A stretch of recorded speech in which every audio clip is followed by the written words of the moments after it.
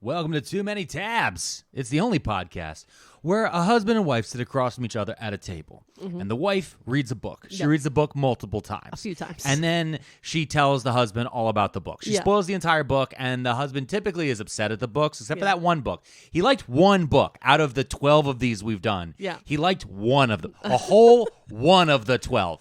But you were wrong about some of those. Some of those are really good. But so many people enjoy the wife telling the husband about the books that enough people got together then spent enough money that now the husband has to read a book that he also doesn't like to his wife at some point in the near future. Does that sum up the podcast pretty well? I think that does completely explain the podcast to a T. Okay, that's great, because this is a book club episode.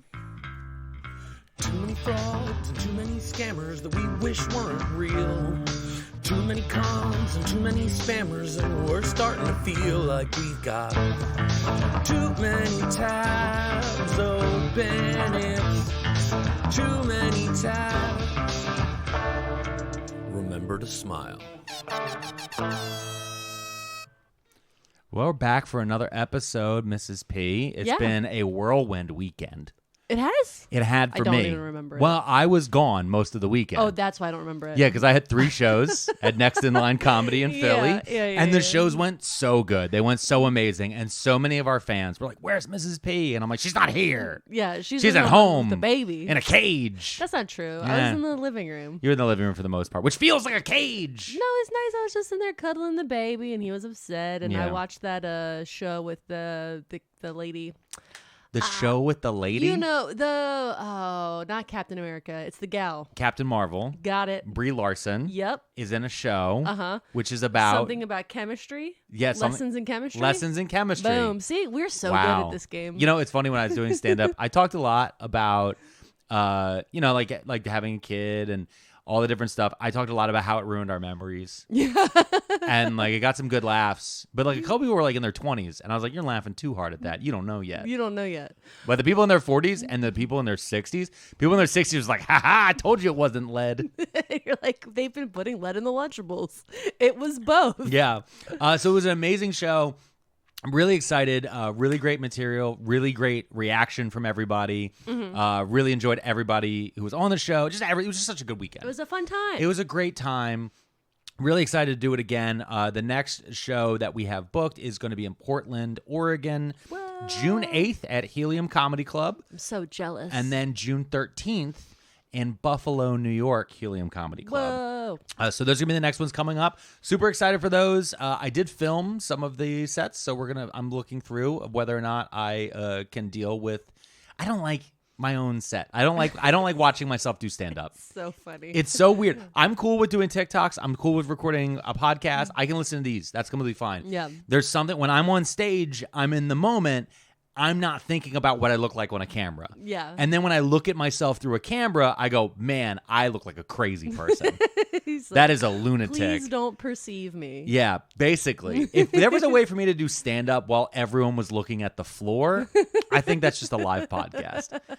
Another big shout-out we want to give is we did go to our P.O. Box, which we always have listed down in our show notes. We went to our P.O. Box, and a fan sent us something, and it was a piece of fan art. Yep.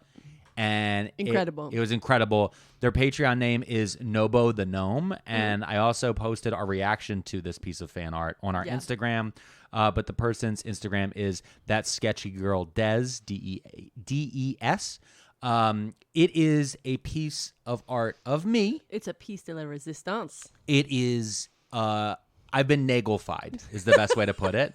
They did a Patrick Nagel style painting, and we were messaging back and forth on Patreon. They were like, "Yeah, I was listening to the first episode, and I just started drawing, and like before they knew it, they created a Nagel yassified version of me. Your eyeshadow looks incredible. My lipstick's Your lip great. filler is on point. I've never looked thinner.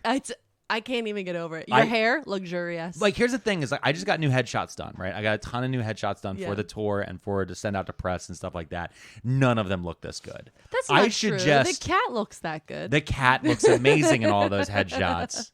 The cat's whose name is Kilgore. Kilgore the cat. So if you see the headshots and there's the big old chunky Kilgore in them. That is not our cat. It's not our cat. That is our friend's cat. That's our friend's cat. Yeah, our friend, not fosters a lot of cats. Yeah. And always ends up with them being very large. Sometimes they're little, but grumpy. They're grumpy. But the big ones are always nice. The big ones are. Listen, a lot has been said on this podcast about fat cats. Yeah. Typically angrily, we shake our fists at them. We're like, oh, these fat cats. But these oil barons. But then when you get an actual fat cat, you're like, this is pretty great. Delightful little buddy to have honestly, in the house. I always think of that Who TikTok. needs oil when you have a fat cat? The TikToks that are like, not around here, brother. When they're talking about it's always supposed to feed a cat like a quarter cup of food. Yeah. Not around here, partner. Yeah. So that's, I guess that basically is kind of stuff. We're just very thankful this episode. Yeah. We have a lot of gratitude for everyone that listens to our podcast all the time. All the time. So anyone who listens, just thank you guys so much. And now Mrs. P is going to ruin that gratitude. That's not true. I'm going to have a great time. You're going to have a great time. You're going to have a great time. Are you sure? Yeah. All right, read the description at the top. The book I did this month is called Patricia Wants to Cuddle. Uh-huh. And the little blurb at the top of the book says, well, I guess Bigfoot, lesbian, rom-com, mystery, horror is my new favorite genre. So much fun, said Lily Wachowski, the co-creator of The Matrix and Sense8. Yep. Yeah. Yeah. So with that, we're going to open our first tab. Mrs. P is going to turn a page. Yep. We're going to go to chapter 1, and she's going to tell me all about Bigfoot, lesbian, murder, mystery, rom-com. Yeah.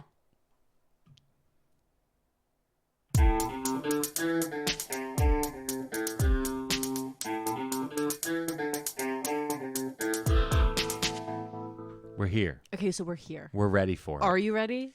I just can't believe one of the Wachowskis was like on the cover. That's amazing. Yeah. So listen, this book, here's what you need to know. I have the thing on my phone where I record all the books. It's called Storygraph. I used to use Goodreads, but that's owned by Amazon. So one of our listeners suggested I use Storygraph. Okay. And Storygraph has this thing where they recommend books to you based on what you've already read. If you like this, you might like this. Yeah, exactly.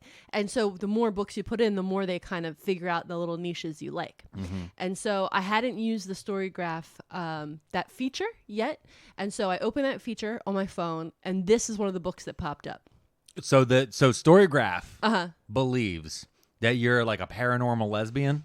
Yes. Okay. That's honestly, they nailed you. Nailed. You kind of nailed to the wall.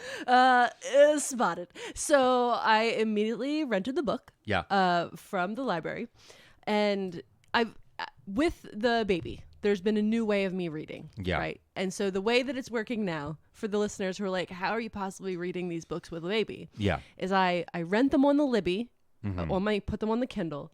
And then I bought this little John that turns the page Real for quick, me. when you say rent on the Libby, you're borrowing them through Libby. Yeah, because Libby is a library app for our new listeners who don't know. So you're getting it for free from our local library through an app that they pay into. Exactly. So you're getting the book for free. You're reading it on the Kindle. I'm reading on the Kindle, and I have a little device that I bought off the internet that you press a button and it turns the page on the Kindle for me. Yep. Because a lot of times I only have one hand. Yep. So I put the clicker button in the hand that has the baby, and then the Kindle, I can just hold it in the other hand and I can turn a page. Yep. Huzzah. Yep. So then I finish the book on the Kindle, and then I usually go to thriftbooks.com and I buy a copy of the book used. Yep. Because I need another one to go through and highlight and pull stuff out, because you can't, it's really hard for me to do a book report from a Kindle. Yeah. I've tried it.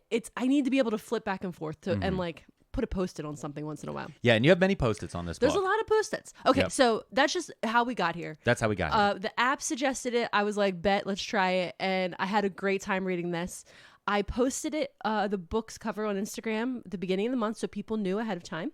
So if you follow my Instagram, Mrs. Promania 500, you'll see that I post the books before they go live on the podcast.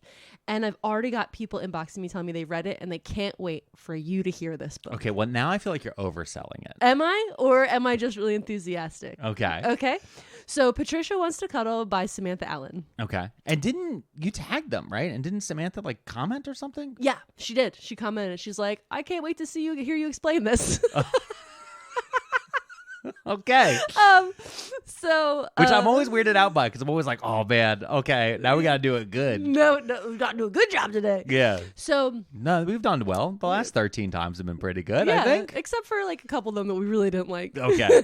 All right. So You enjoyed, real quick, before we Yeah. get started, you enjoyed this book. I enjoyed it. It was very funny. Okay. And you'll know exactly why I thought it was so funny. Okay. Okay, ready? All right. So the book opens up, and our very first chapter Chapter 1. is basically a Reddit forum. What? Yeah. So the book opens, and we're just looking at a thing called catchchat.com. And it's basically a Reddit style forum where people talk about their favorite thing. And their favorite thing in this case is a TV show called The Catch, which is basically The Bachelor. Okay. And so the commenters are talking about how they've gotten some spoilers and they know who the final 4 girls are on The Catch. Okay, real quick. I just Yeah. want to tell everybody, if you're ever on a forum and you do find out something like this about a show you like, I suggest closing the page immediately.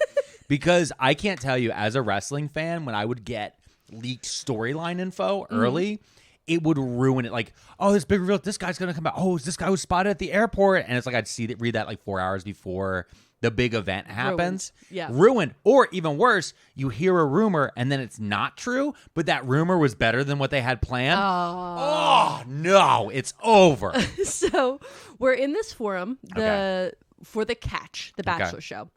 And they're like, we know who the final 4 gals are. Are they all the Bachelor's fishermen? No.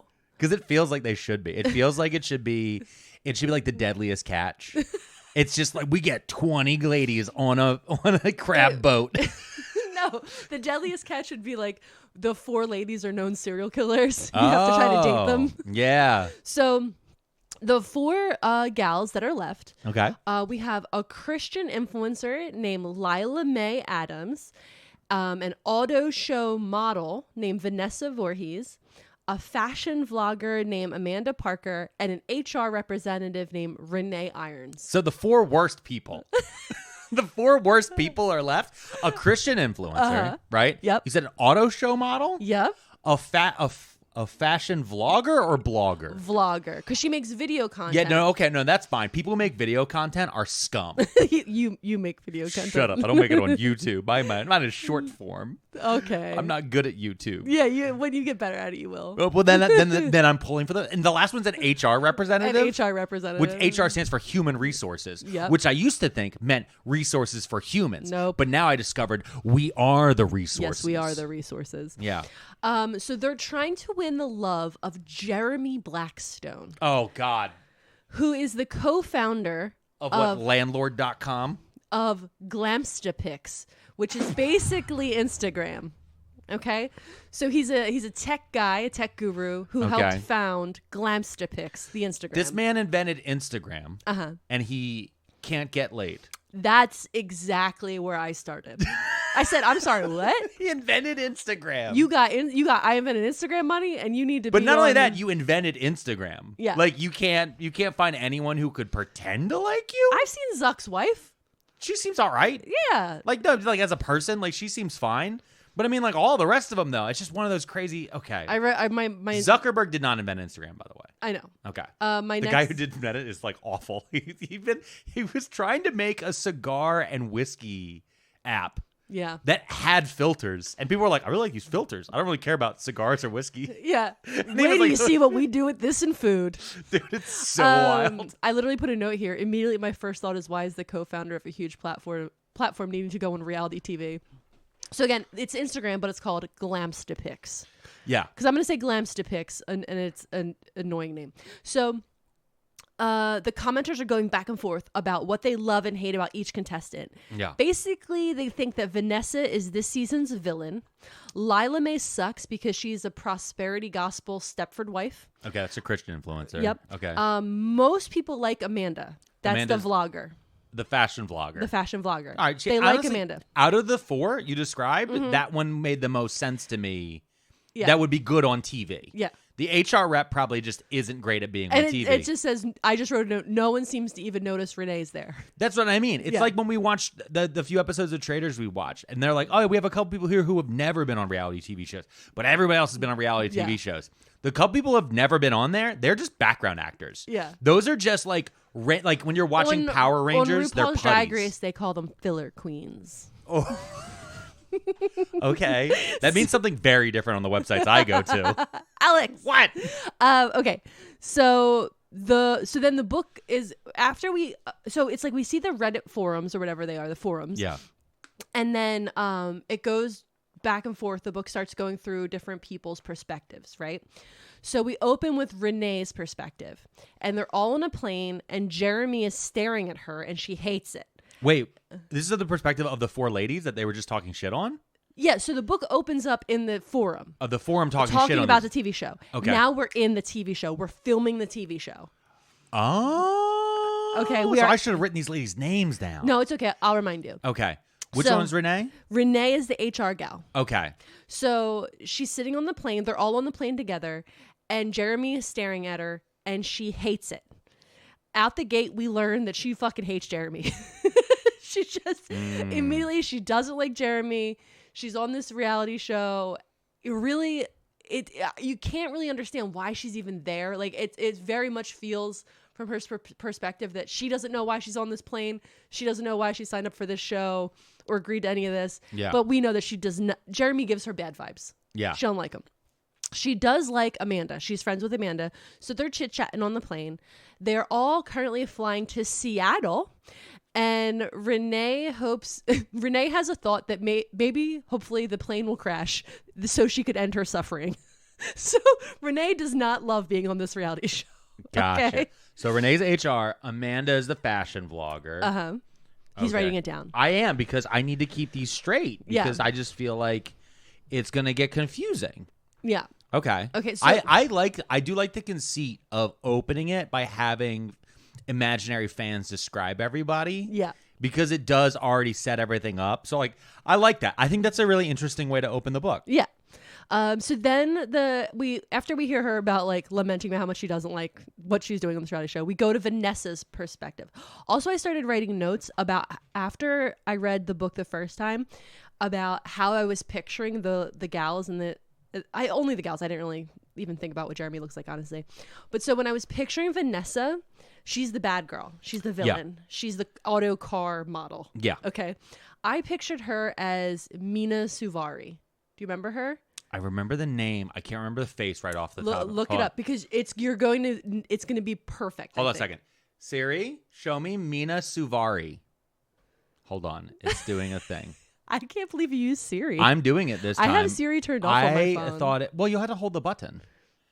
Oh, no, she's too mousy. No, exactly. Trust me. Okay. Mina Suvari, just keep her in your perspective, okay? Because I think that she really represents this character for me. Okay. Because in my head, when you say auto model, I was picturing somebody more like a WWE diva from 2006. Okay.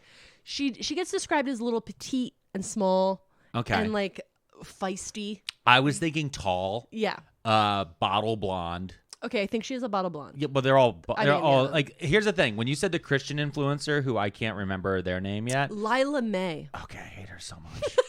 We haven't even got anything about her. It doesn't matter. The second you said Christian influencer, we're over. It's done, okay? Oh, the only Christian influencer I ever needed, my Lord and Savior, Jesus Christ, okay? Okay. All right, and you know what he said? What? He said, let me show you how to get abs. It's called martyrdom, He okay? said, let me flip these tables, bitch. I'm just going to go ahead. I'm assigning hair colors right now, all right? Wait, but you might be wrong. Hold on, I know them. Okay, but let me just do this, because then it's funny, go ahead. okay? All right, go ahead. Because Lila May, I'm going ahead, I'm making her a blonde, too. Yeah, okay. But it's a streakier Utah blonde. Nailed it. Okay, yeah, I know it. Amanda, because she's a fashion vlogger, right? Mm-hmm. I think her hair is actually black because I think she's trying to do that whole New York fashion vlogger. Mm-hmm. Like she wears glasses, and I'm a fashion vlogger, and I have my YouTube, and I'm better than all. And then Renee's HR brunette. Just because, again, this is how, if I was a Hollywood person, this is how I do it. Renee's just normal. Renee's a normal girl.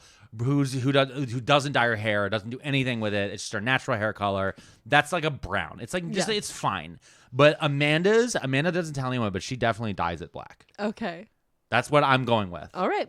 And Mina Suvari, our Vanessa girl. Yeah. It's like a bad bottle job. Yeah. It was like in a Motel 6 sink. Very specific. Yeah, no, but it's very. Yeah, okay. You know what I mean? Like, because she likes to act like she's top shit, but she didn't get it done at a place. Yeah. She didn't go to a place. No. She's trying. She's feisty. She's working her way up. She doesn't know about toner, is what I'm going to tell you about that. Okay, yeah. So now we're in Vanessa's perspective, and we're actually all on a ferry because the plane has landed, and now they're taking a ferry. Now, here's the thing. Vanessa likes Jeremy.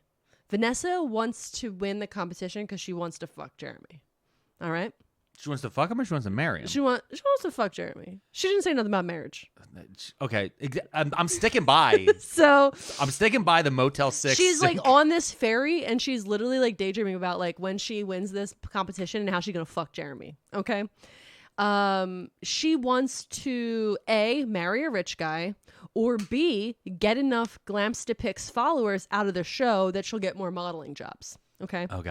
Vanessa was pre-med but dropped out because of money.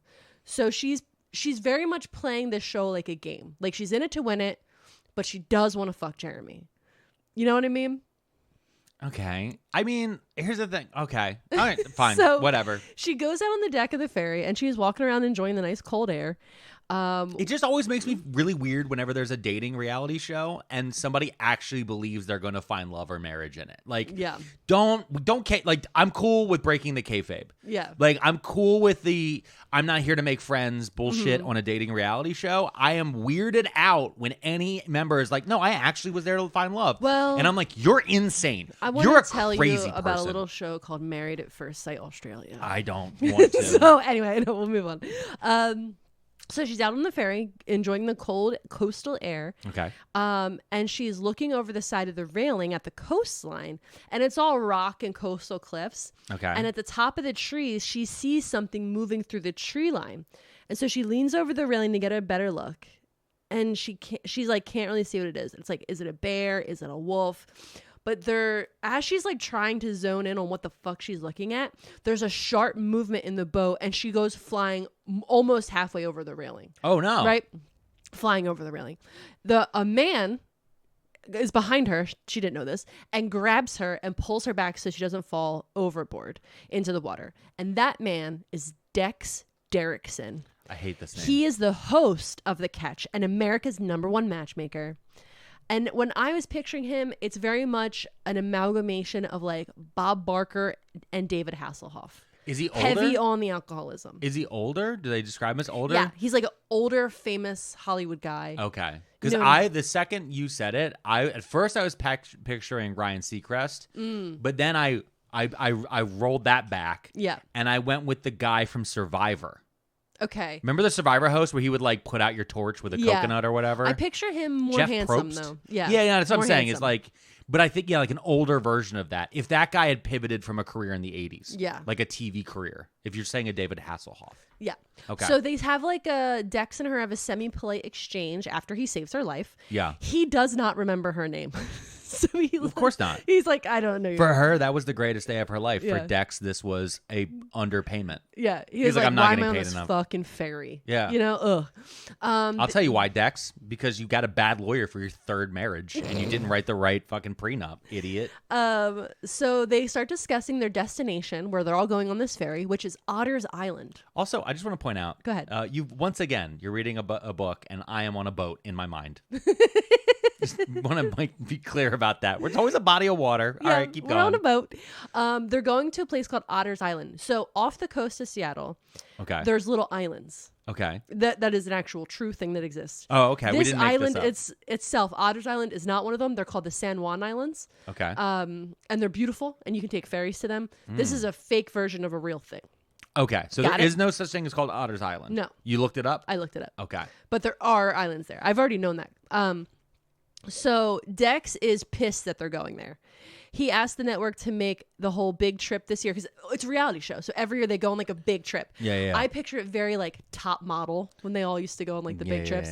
But now we're in the streaming years and there isn't as much money. So exactly. So he's like, they wanted to go to Tokyo this year. He was like, we got to go to Tokyo. And instead they picked this super obscure cold ass island off the coast of Seattle. I love it. Okay. And so, and like, it was funny because I was reading it. I was picturing like, in Top Model, Tyra would always announce where they were going. And it was like, we're going to Paris. We're going to Milan, which is like fashion. It makes sense. We're going to Tokyo. And no, but every couple seasons it'd be like, we're going to Las Vegas. And you're like, what does fashion in Vegas? Like, take us to Berlin, Tyra. Yeah. And she's like, no, we're going to go to Cincinnati. And it's like, the fuck is happening? And it's like, she just shaved some poor girl's head and gave another girl shitty veneers. And she's like, we're going to Wisconsin. Yeah, it's like, going oh to my Boise, God. Idaho. And so I very much pictured that We're going happening. to Branson, Missouri. Fucking So, eat a gun. So Tex says that I would kill to do a week in Branson, by the way. Just so you know. I would. I'm not above Branson. No. I'm not above anywhere. No, absolutely You can come not. see me in St. Louis or Indianapolis. Let's in go. September. Come on. So Dex says that the tax breaks and the sponsorship deals, they're technically making money shooting at this location. That's why they picked it. Oh, of course. Yeah. This is them. This is filming in Georgia. Exactly. Okay. We all know why everybody goes there. Vanessa, you know, again, just like Vanessa tries to stay in character full time. So she's like on this reality show, but even when she's not on camera, she's still trying to stay within that personality that she portrays. She's a method bitch. Exactly. So Vanessa's like, well, maybe Jeremy and I will go to Japan on our honeymoon. And Dex, who apparently is very drunk, is like, if he can afford it, and does that thing where you eat the words you just said. Like, he didn't mean to say that. Yeah. And just as she's about to be like, yo, what does that mean? Because obviously he's rich, right? Yeah. Everyone knows he's rich. Dex starts screaming because he's had turned around and looked over the edge of the boat, and he sees a bloated human arm thrashing in the waters on the side of the boat, right? What? And so Vanessa runs over to look, but doesn't see anything. And then he looks again and it's not there. Okay. End scene. Okay. We're going to cut to a different person. Okay. Lila May. The Christian influencer. Yeah. Now, I pictured her as a very young Katherine Heigl. Okay. Yeah. That's how I pictured her. I remember who Katherine Heigl was. Yeah. I'm going with I'm casting everybody now. Yeah. And that's the reason why it's like really messing me up. So like Katherine Heigl, I haven't seen her in anything for a long time. Well, yeah, she really ruined her career, or her career got ruined for her. I think her career probably got ruined. The way, honestly, every actress from the early 2000s, I assume that there's just some monster in the background. They just Harvey Weinstein. Somebody's trying to bury them. I was purpose. trying to not say names like that because I don't want to hurt people's brains. Oh, by having to remember he existed, but yeah. Well, he's like rotting in a jail cell, right? Yeah, no, he is, and okay, I hope he dies there. But the I was picturing just more of like kind of one of our awful IG girlies that we've covered in the past. Yeah. Okay. Yeah. So Lila is currently peeing and thinking about the Lord's plan for her. So she's in the bathroom of the ferry boat. And she gets out, she's done. She heads over to the mirror to fix her clip-in extensions and she's thinking about when she wins. And she will come into her abundance, which is promised by the Lord. Mm. And then when that happens, she's going to get keratin extensions. Is that an actual thing she says? Yes. Yeah. And honestly, I was like, perfect. I was like, mwah, because I was just screaming at WWE about I was going to say, we were watching WrestleMania with second you said clip-in extensions. We were watching WrestleMania 40 about a week ago. Yep. And I'm watching it, and it started, Stephanie McMahon comes out. The $1 billion princess was her old nickname. Mm-hmm. She is rich as hell. Yep. She's super rich. Yeah. She's stupid rich. She doesn't need to ever do anything that she doesn't want to do. She's still doing it. And she came out to introduce the show. Mm-hmm. And the whole time the wind's blowing, and you just started screaming, why does she have clip-in extensions? You could see them, first and foremost. You should be able to pay someone enough to use the best styling products so you don't see the clip-in. But she is so rich. She could have sew-ins. She could have beads. She could have keratin. She could have all the best hair extensions in the world. But you're telling me she uses like $100 drones from Amazon? Get out of here. I was so mad. This is why her family has money. Because they were like, listen. No, it's a tax write-off for them. It doesn't matter, babe. It doesn't matter. Oh, my God. Okay? She doesn't need a tax write-off. All right? Her dad is a worse monster than Harvey Weinstein. Oh, man. Okay, so she hears a weird noise in the bathroom. Okay. And she calls out the name of some people. She's like, Amanda, is that you? Hello? Nothing. Nobody responds. And suddenly she's grabbed by an assailant and she's freaking out. And as she gets grabbed and like pulled back, she hears laughter and realizes it's Vanessa. Oh. And she's pissed. They get into an argument and we find out that Vanessa does not like Lila May. And the feeling is mutual. Okay. Vanessa, Lila, arch enemies, on screen, off screen. This is good. This is good television. Yeah. They basically tell each other off, and Vanessa alludes that she knows the truth or some type of deep, dark secret that Lila May doesn't want people to know. And if she doesn't watch herself, Vanessa's going to reveal that secret on TV and ruin her. Wow. I wonder if this writer actually either watched a lot of reality shows or was a reality TV show writer / editor. Oh. Because that's the one thing a lot of people don't realize about reality TV is like a lot of there are writers. There are writers. There are writers. Yeah. But also a lot of it's in the editing. And they do a lot of work to like get people to say certain things so they could put these cuts in to build a certain narrative. Because they can take the same scene and make 7 different stories out of it. Yeah, absolutely. It's so good. All right, I love this. Keep going. So Renee, we're going to go to Renee's view, the end of scene. Renee, okay, so I pictured Renee as Miss Sandy. Remember Daenerys' best friend? Yes. That's who I pictured her as. So you're right in brown hair. Okay. Brown, natural color hair. She is biracial. Yep. Okay.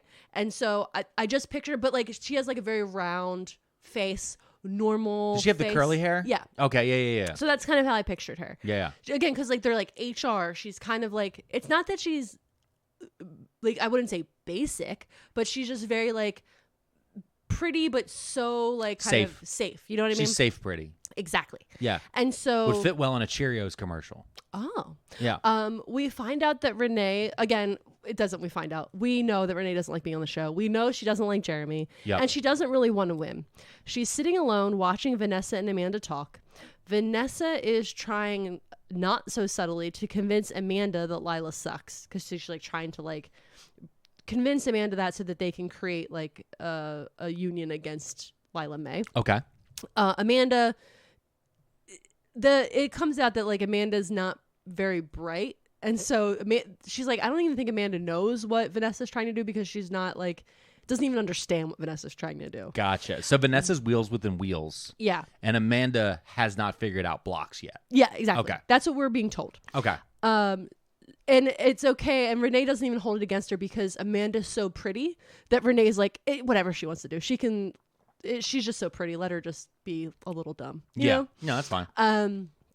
Renee does think that if this whole show that she'll be able to capitalize off of it for like at least a year, and she can live for a year off of selling, tummy teas and gummy vitamins on Glamstipics. And she doesn't care because like, how is that less honest than selling HR trainings? You know? All right. Yeah. Starting to pull for Renee. And I'm like, honestly, anything that they take taxes out of is a real job in my book, baby. Yeah, and honestly, some jobs that they don't take taxes out of. Honestly, but just like her being like, how is being an IG scammer different than an HR scammer? Different than just an HR rep. The end. Like HR is a scam.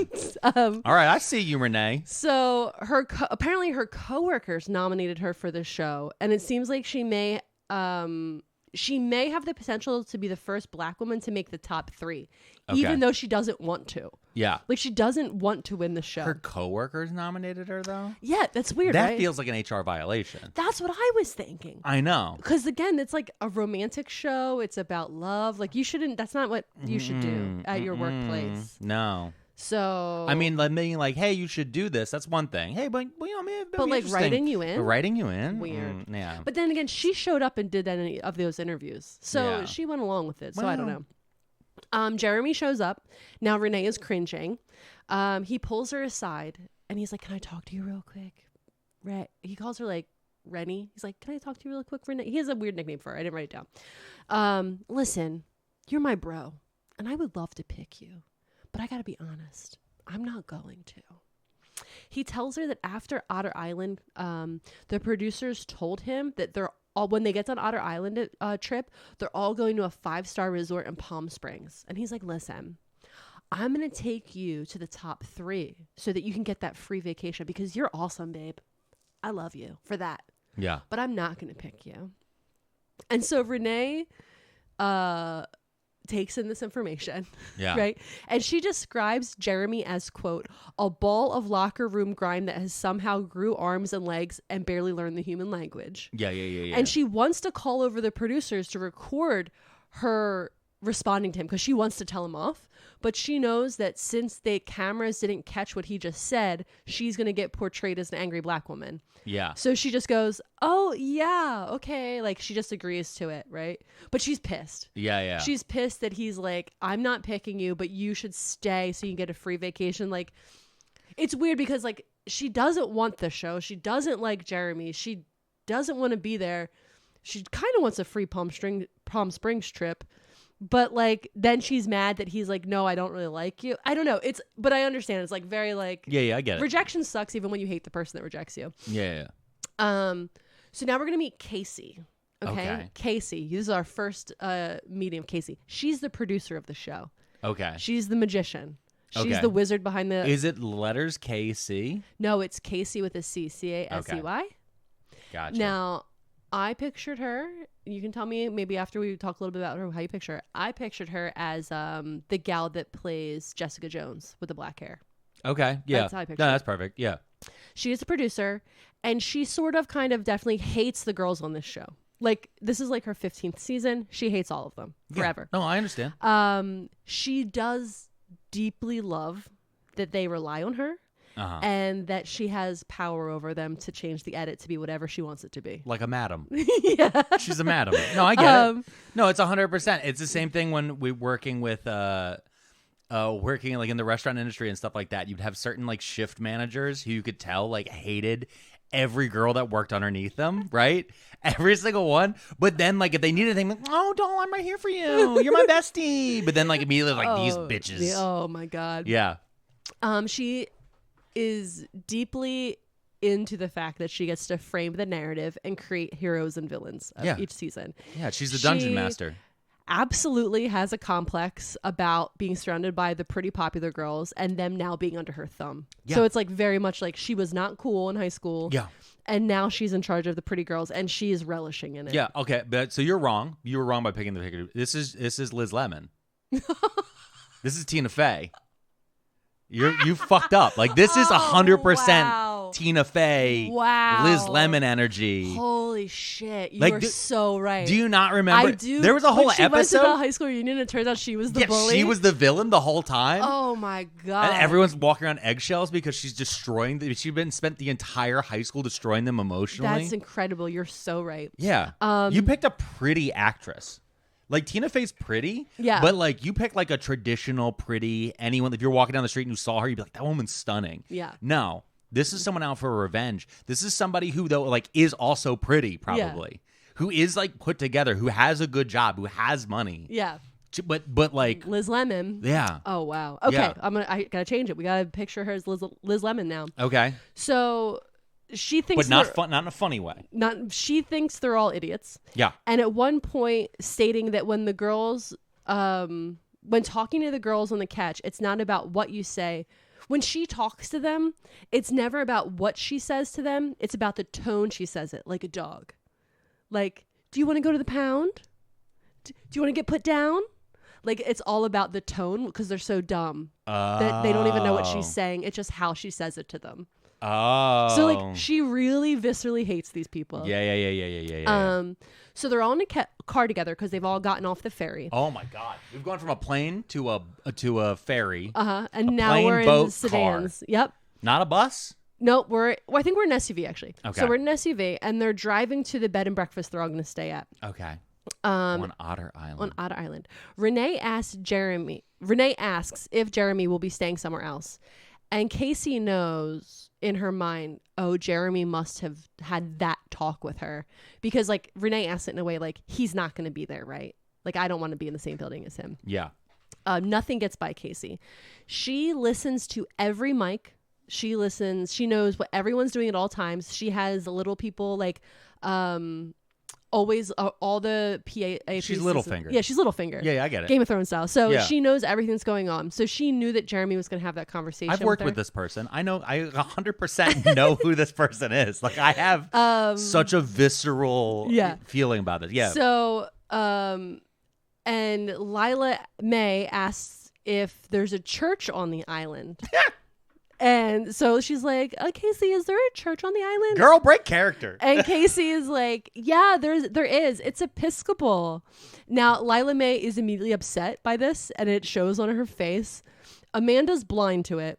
And she doesn't read Lila May's facial expression that this is upsetting her. So Amanda responds and is like, my moms were Episcopalians before they became Unitarians. Moms? Lila May freaks out and is like, Unitarians aren't a real religion. That's just a grab bag of beliefs from the radical left grandmas. And Episcopalians are just Christianity light. And Vanessa chimes in, why? Because they accept people like Amanda's gay moms. This scene's amazing. So Casey loves this. Okay. Yeah. She's a pig in shit. She provokes them on and off camera. Like she knows exactly what to say to get them going all the time. Because she knows that if they argue in the car, they're going to argue on camera. Who's that one person you always watch on Bravo when they do the after show? You know what I'm talking about? The guy who does Anderson Cooper on New Year's Eve. Who am I talking about? Oh, man. I can picture him. Yeah. Who am I talking about? The people that are listening right now know who you're talking about. Andy Cohen. That's it. Yeah. So she's Andy Cohen this entire thing. Well, we heard what he does. Yeah. Cocaine. Oh, no. Wait, hold on. Allegedly. Come on. That was a TMZ alleged. You got to be quick with those allegeds. I was not ready. But no, all these shows, they always push in a drink cart. Yeah, of course. That was why the best moment I ever saw was on Total Divas, which was the WWE reality show. When she popped her shirt off? Yeah. Oh, it was so there's this one episode where they were all making fun of this one girl, CJ. Yeah. And it was clear there was something about it was like a little bit too real because everyone hated her. Because she was pretty and she didn't really wrestle that much. She was a manager who'd bring her husband at the time to the ring. Yeah. And she was starting to get into wrestling, and everyone was like actually like doing in-ring work, and everyone was kept giving her shit. And at one point, they stole her luggage. Yeah. And she is screaming, "Where's my luggage? I need my luggage. Where's my things?" And she's screaming at this one person's door, and she turns because they're filming her. And she turns. She's like, "I will rip off all my clothes right now. You won't be able to use any of this footage." And they're like, "Whoop!" Yep. And they she's like, "I need my shit right now." And they wrapped it up. Suddenly she had her bag back. Yeah. Because she said the magic word. She's like, "I will make the footage unusable." Yeah. You will have a cut. It was incredible. And I was like, that's a girl right there. She just cut kayfabe. She broke the fourth wall, kayfabe, everything. Yeah. She's like, I will pop off this top and you won't be able to use any of this. Yeah, because they're like, you're going to spend so long. It won't be worth it to censor it. I love it. Yeah. So the girls are arguing and talking with each other, and it's like that argument talking where they're being provocative, all four of them, three of them, to upset Lila May. They start talking about like, where's the worst place to have sex? Yeah. And they're like, oh, on the beach is definitely the worst. And Amanda is like, yeah, I hate having sex on the beach because you get sand in your ears. And they're like, in your ears? And she starts describing having sex, let's say, in the doggy style, and her face is planted in the sand. And as they're describing how she got sand in her ears, and they're all giggling, Lila screams, stop. Because again, good Christian girl does not need to hear this. Yeah. And when she screams stop, the driver, who's also the cameraman for the show, Mike, slams on the brakes and the car skids to a crazy stop. Yeah. All the girls scream. Casey's pissed. And she's like, Mike, what the fuck? And she looks at him and he's shaking and he's sheet white, right? And she's like, Lila May wasn't yelling at you. And he's like, I know, I saw someone. And Casey's like, who did you see? And he doesn't know. He's like sweating and stammering and gripping the wheel, like white knuckling, tight grabbing the wheel. And he said, I didn't get a good look at the guy because it all happened so fast, but he was definitely naked. He was a naked guy walking in the middle of the street. And again, they're in the middle of the mountains of this tiny island. And Casey bursts out laughing, right? And then everybody in the car starts laughing because they're like, this is insane. And Mike, who's still white knuckling the steering wheel, is like, does not take kindly to being laughed at this way and being mocked. Anyway, Casey gets out to check the tires. She wants to just make sure all the tires are good. And she circles the car, checks the tires, and everything is fine except the air smells really acrid and gross. That's the only thing she notices, that the air smells gross. So then the chapter goes back to more Reddit style comments. We're back to catch chat, which seems to be a hurdle built just for me. Catch chat. Even reading it, I was like, they discussed the location announcement for this trip. All the viewers are confused. Like, why are they all going to this weird little island that no one ever heard of? Yeah. The chat room correctly guesses that they're probably getting a tax write-off. Some people bring up that they recognize the name of that island because they remember it being in the news in like the 90s because like 4 women went missing. And those people start talking about how they remember like people becoming obsessed with this, like true crime obsessed. Like, but was it aliens or a serial killer or lesbian witches? Like, how did these girls go missing? Okay. We're gonna go back to Amanda. Well, no, we haven't talked about Amanda yet. Amanda, she's up early. We're at the B&B. Okay, we've already checked in. It's the morning, very early in the morning. She's up early at the B&B trying to decide where she's going to take some pictures because she can't post on Glamstipics right now. They're not allowed to be on social media during filming. Yeah. So she's creating a backlog of content to post when it airs live. Gotcha. Okay. And I was thinking again, like this is very RuPaul's Drag Race. A lot of the gals on that do that where when the show airs, they'll put specific pictures up based on the timeline. You know what my favorite thing is ever? It's with TV movies, and I'm into movies in general right now. Yeah. When they're trying to do promotion, especially when they have like younger stars, right? So one of them was like the new Ghostbusters movies when it came out. The actress who played like the younger girl, like she's like a little bit bigger on TikTok. So she was like had made videos. She made TikToks. But she couldn't post them while they were filming for the most part. Oh. But she made ones while they were filming. Yeah. Using the like memes and the trends of right 6 months ago. Oh no. So like they still did well, but it was like weird. Like it felt very Hello Fellow Kids. Yeah. Where it's like, oh, this was not only because there were so many things that had to have happened. Number one is they had to wait till it was closer so that way it'd be relevant for when the movie came out. Yeah. But number two, every single one of them had to be approved by somebody. You know what I mean? Like and that added like 3 months. 3 months and like all this other different stuff. So like going through the entire thing, I was just like, none of it's actually in the moment. Yeah. And so like that's just so funny because like it makes more sense with pictures. Yeah. On Instagram especially, like this makes sense because then you're like, here's the thing, and then you put it out later. But with like the video, especially when you're trying to like capture a trend. Yeah. Oof.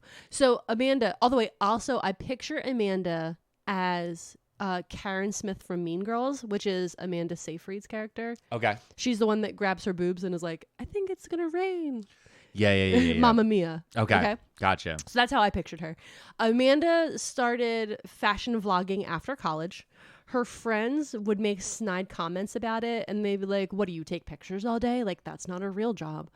But she knows that her job is valid and hard, and that there's labor that goes into planning all of the outfits, the location, the caption, everything, the timing, everything. So like sunrise photos are currently performing better than sunset photos, which means that she has to be up super early to do her hair and makeup and assemble multiple yoga outfits and then get all the pictures taken within 10 minutes before the sun moves out of the perfect spot. That's a lot of work. And it happens all before her office friends are even awake. So how is her job not hard? Honestly, I'm Team Amanda. I was like, actually, Amanda, you're right. Writing copy is hard. Yeah. Also, Amanda, you're right. Golden hour is the most important time. Let me tell you, anytime I've actually, because I never film them when I do make a video.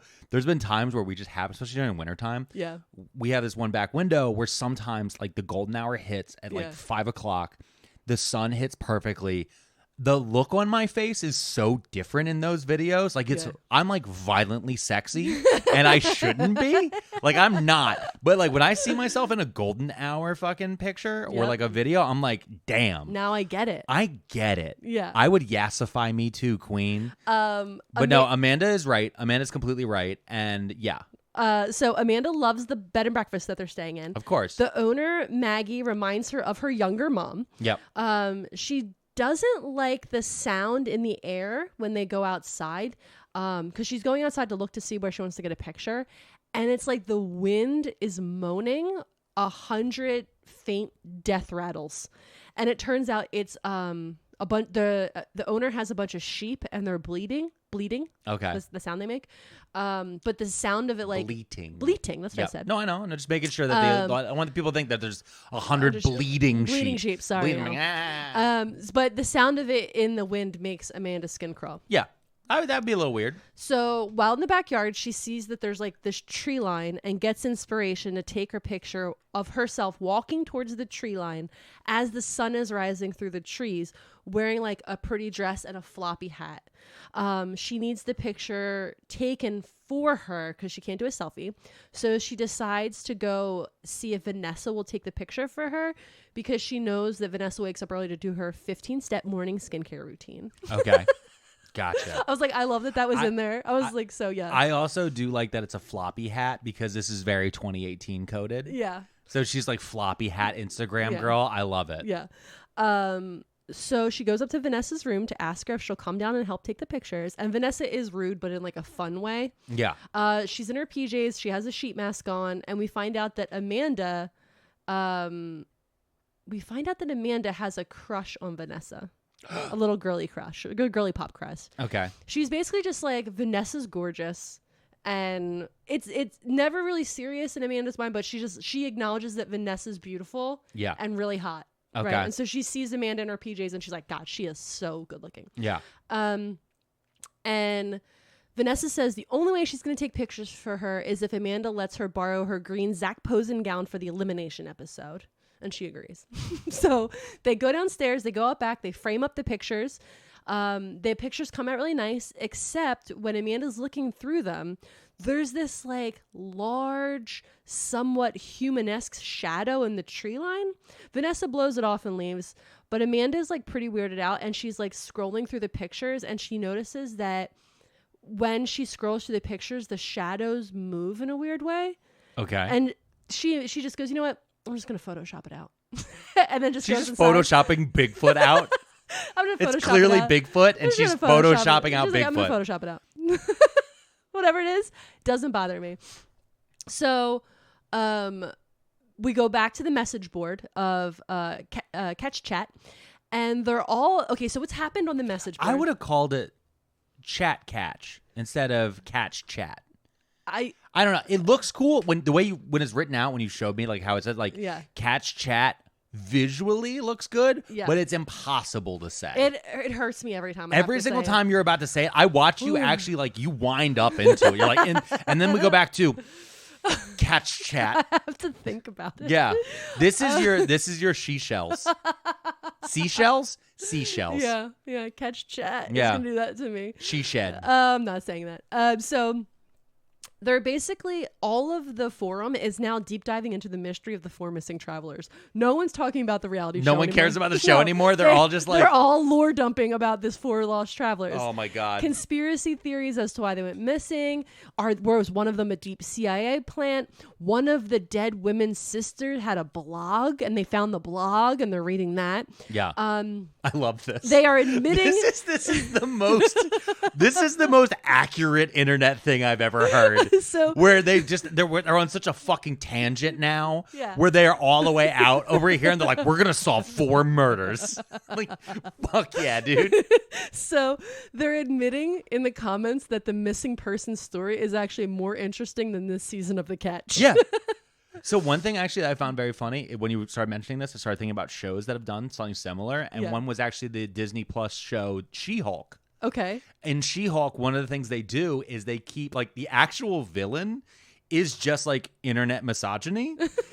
Because there's a bunch of different scenes where like they'll show like quickly like tweets and shit like that. Or like a Reddit forum of like people talking shit, and like they knew that it was going to get like some negative attention. Yeah. And so like as it was going on, like the internet comments are getting more and more unhinged. So I'm just picturing all of this like mixed together. Well, so that's what's happening. And then I highlighted 2 of my favorite comments. Okay. Because I think they really are perfect. Yep. Catch These Hands says, mods, would it be possible to put posts like this under a separate tag so we can filter them out? Some of us still come here to talk about the show. Catch Mods 103 says, I think we'll cut it off here. This thread is now locked. Anyone interested in discussing true crime can go to Reddit. Anyone who wants to talk about the catch, we can assure you that this is still catchchat.com. Amazing. Mod. Oh my God. When I read the mod shutting down, I was like, shut up. Blocking the thread. Oh my God. I was like, God, that's so good. There's a few subreddits I follow solely just in case like a topic could come up. And like the two I hate more than anyone else. And like, I don't know why I still have them. Also, it's because like Reddit's changed, so now it feeds you stuff algorithmically. Yeah. One is live stream fail. And the other one is there's like a YouTube drama that's subreddit. It's just like YouTube drama. Oh. And in both cases, I never know who the fuck they're talking about. They're always like, oh, Manny P7 has been outed by Gookie Cop as a abuser. And you're like, what the fuck? Who are you talking about? What? And then I look and I'm like, I don't go and look and I'm like, this person has like 200,000 followers. Like, these are just people. Thread locked. These are just people like, oh, guys, there's too much speculation happening down here. Everyone here is just mass doxing everyone. I'm like, what the fuck is going on? All right. And they're all just Minecraft streamers. They're always just Minecraft streamers. You're angry at people who play Legos. Yeah. They're digital Legos. Stop it. Kids yearn for the mines. So we're back to Casey. Okay. Who has been sleeping with Mike, the camera guy. Okay. So Casey's the producer, just to remind everyone. I've taken notes. Don't worry. Now, what do we describe Mike as? Do you think Mike is an ex-biker camera guy? Do you think he is more of a middle-class camera guy? Or do you think he has one of those feelings of like guy who works at a garage camera guy? Pictured him as, was that show Reacher? As the guy from Reacher? Okay, first thing, I've met many cameramen. No. Well, he's described as being very muscular and handsome. Okay, muscular, sure, because he has to lift cameras. But I've also met he's more of an on the site. I wouldn't go as far as Reacher, okay? I'm not going as far as Reacher. There's no way he's that pretty. The guy from Reacher? Okay, I'm sorry. Listen, no, I'm still mad at you because you got Casey's description so wrong. Okay, I'm sorry. Handsome? He can be like handsome, but he's not like beautiful. Okay, well, you tell me. Okay. You know what I was picturing? What? The guy from Aaron Brockovich, just because we just watched that sketch recently. Oh, the biker guy? The biker guy from Aaron Brockovich. That's very funny. Yeah. See, I don't think he looks like that because Casey, like many things, keeps him as a trophy. Okay. So she enjoys sleeping with him because he's good looking and she feels like it's a win. She doesn't even think he's a human in most ways. What about Dolph Ziggler? Okay, see, I know who that is. Yeah, I know. But yes, exactly. You think I think Dolph Ziggler over... Dolph Ziggler is very good. I just feel like the guy who plays Reacher, right, would have a higher self-esteem. Oh, wow. Dolph Ziggler, though? No. Absolutely not. No, he dated Amy Schumer. I know, yeah. Oh, my God. I know, and then she made fun of him and then starred in a movie where John Cena basically played Dolph Ziggler, where she slept with John Cena while, like, to mock sleeping with Dolph Ziggler. Incredible. And, like, Dolph Ziggler acts like he would have done it. Yeah, he's a professional wrestler. He would have done it for a check. Yeah, he's a professional wrestler. They're all whores. Yeah. Like, go out there. He'll take a chair shot to the head. You don't think he'll have you mock his body? Yeah, come on. So, okay. She's very... So Liz Lemon and Dolph Ziggler just fucked. Liz Lemon are getting together. Yeah. And she's very business partners with benefits about it. And I would say that, like, he doesn't have feelings for her, but he thinks of her as a friend. And she barely thinks he's human, basically, the way she describes him. Yeah. He is very much a hot trophy guy that makes her feel like she's winning. This is Liz Lemon. You're just describing. After they do what they do, he brings up, again, the naked person who we saw on the road. Because he's, like, looking off in the middle distance. And she's like, what's up? Yeah. And he's like, I just can't stop thinking about that guy I saw. And he's like, I know he was naked, but he was also, like, really hairy. And Casey starts laughing at him and he storms out because he's like, I hate that you don't take me seriously. Like, I'm telling you, I was scared out of my mind. I saw a naked hairy man on the road and almost killed us. And you're mocking me. Yeah. And so he storms out and he leaves. Now we're back to Renee, our HR professional. And she's doing one of the single interviews because like the whole time they're doing those little single video interviews. Go into the confession room. Go into the confession room, which they don't have a confession room. They just kind of film them separately. And they're asking her if she's excited to be going out with Jeremy. And like internally, she's like, I'm more excited about getting a colonoscopy, right? Like I don't care. Yeah. But she just very flatly says like, I am so excited for another week with Jeremy. Like she's just doing her contractually obligated answers at this point. Yeah, like what's the basketball player where he's just like, I'm contractually obligated. No, that was it Marshawn Lynch? Yeah. It was a football player. Football player. Yeah, I'm here. I'm just here so I won't be fined. Yeah, exactly. Yeah. It's very how she's acting. Yeah. I love it. Yeah, that's very good.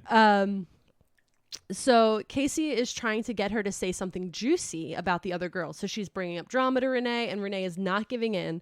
She's answering everything super flat and does not care. And it's becoming like a passive aggressive fight between them where Casey's really trying to poke her and Renee's giving nothing. Yeah. And Renee is actually, you know what's really funny? A side note.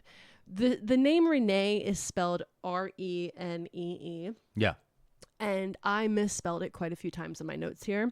And I spelled it like penne, but with an R. And I just keep seeing the mistake I made. But at the same time, penne with an R is still kind of Renee. Yeah, it's close enough. I'm like, I just keep seeing penne with an R, and I'm like, man, I really messed that up. Whatever. So she's looking out the window while ignoring Casey, basically.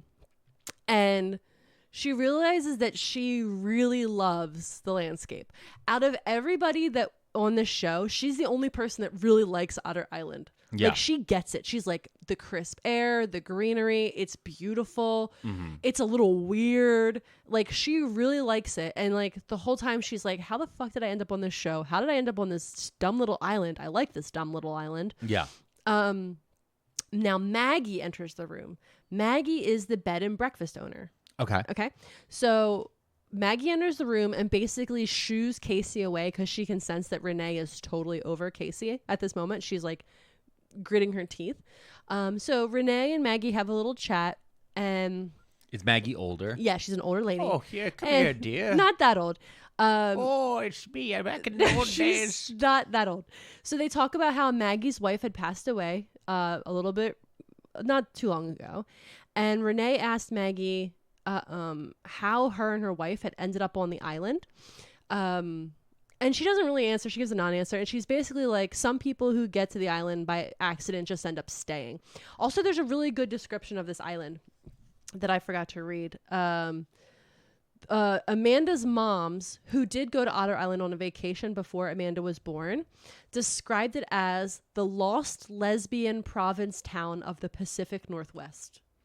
Okay. So that's what Otter Island is. Okay, so this is what you're describing is the Northwest equivalent of Rehoboth Beach. Yes. Okay. Exactly. Gotcha. For those of you guys who don't know, Rehoboth Beach is a place where our current president, Joseph Hussein Biden. What the fuck?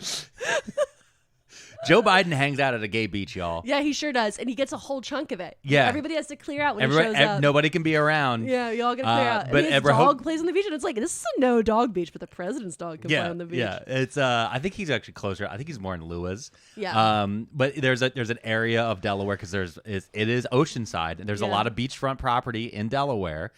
And there's an area of Rehoboth Beach was pretty famous down here because it was one of the few gay beaches on the East Coast. Yeah.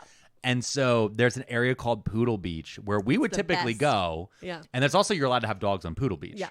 But yeah, that was like the gay area. But Rehoboth Beach is also strange because it is Southern Delaware, and Southern Delaware believes it's part of the Confederacy. Yeah. But then there's just all of these like incredibly well put together rich gay men who own all of the property. It's who are like, incredible. we come down here for a nice time. Yeah. And it's just a very quiet beach, and it's just very It's quiet, but then it's not. It's quiet, but then you get to like a certain Little block and you're like, whoa. Pockets of nightclub energy. Yeah. But yeah, the way I wrote down, I was like, okay, I guess this is just a lesbian island. Yeah, Which you're like exactly. Maggie's ex-wife died, passed on. So yes, exactly that. Okay.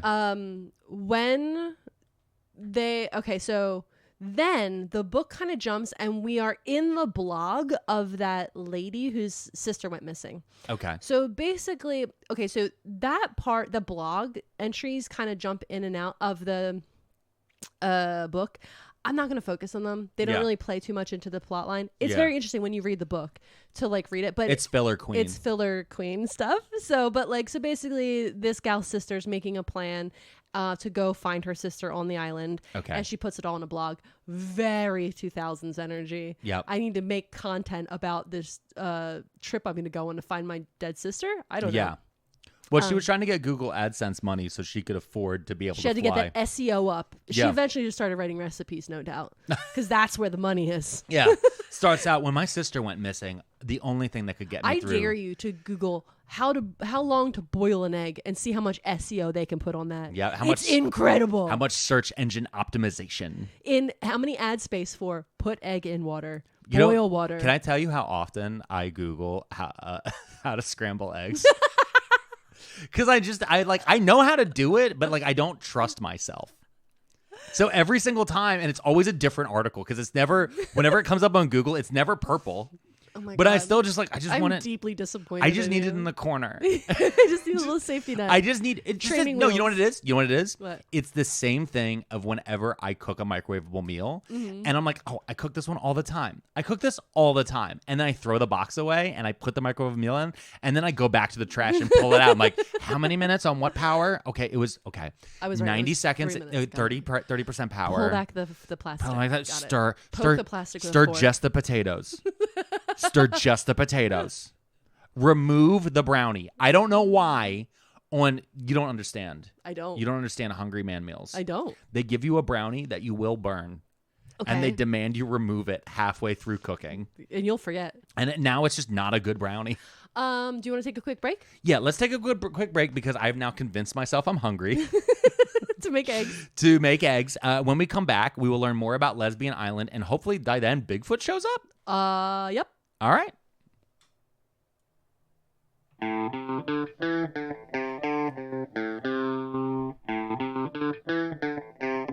And we're back. We're back. Okay, Okay. so Lila May, Christian influencer. Okay. She's at the helicopter pad. That's right. There's a helicopter pad. What? It's really just a landing area. Okay. There's gonna be a helicopter. Because on these type of reality shows, they have to go on cool dates. Yeah. And she's about to go on a cool date with Jeremy. Okay. And she's super excited because they're going to go out into the helicopter and take a tour of the island. It's going to be super cool and romantic. Okay. Lila has a plan, though. She doesn't actually care about the romance. She is excited to finally get this one-on-one opportunity to spread the word of God To Jeremy? to the world. You're thinking too small. She doesn't actually care about Jeremy. She wants to have this platform of millions of viewers Okay. to spread the good word. Okay. Okay? So, And get hair extensions. it's also about the fame and the money, but also God, okay? All right? Mostly the God stuff. So while she and Jeremy are up in the helicopter, they talk about how important her faith is to her. He laid out the red carpet for her spiel, by the way. He was like, I understand that faith is important to you. Can you explain that more to me? Right? And so she lays it on thick, right? She gives the grand speech, how important it is. And she just wants to share her message with the world. You know what it feels very much like? What? What was that show we used to watch where they were given one ingredient and they have to make something? The cooking show from Food Not Network. Chopped? Chopped, yes. Yeah, yeah. In Chopped, when you knew someone was about to get cut. Yeah.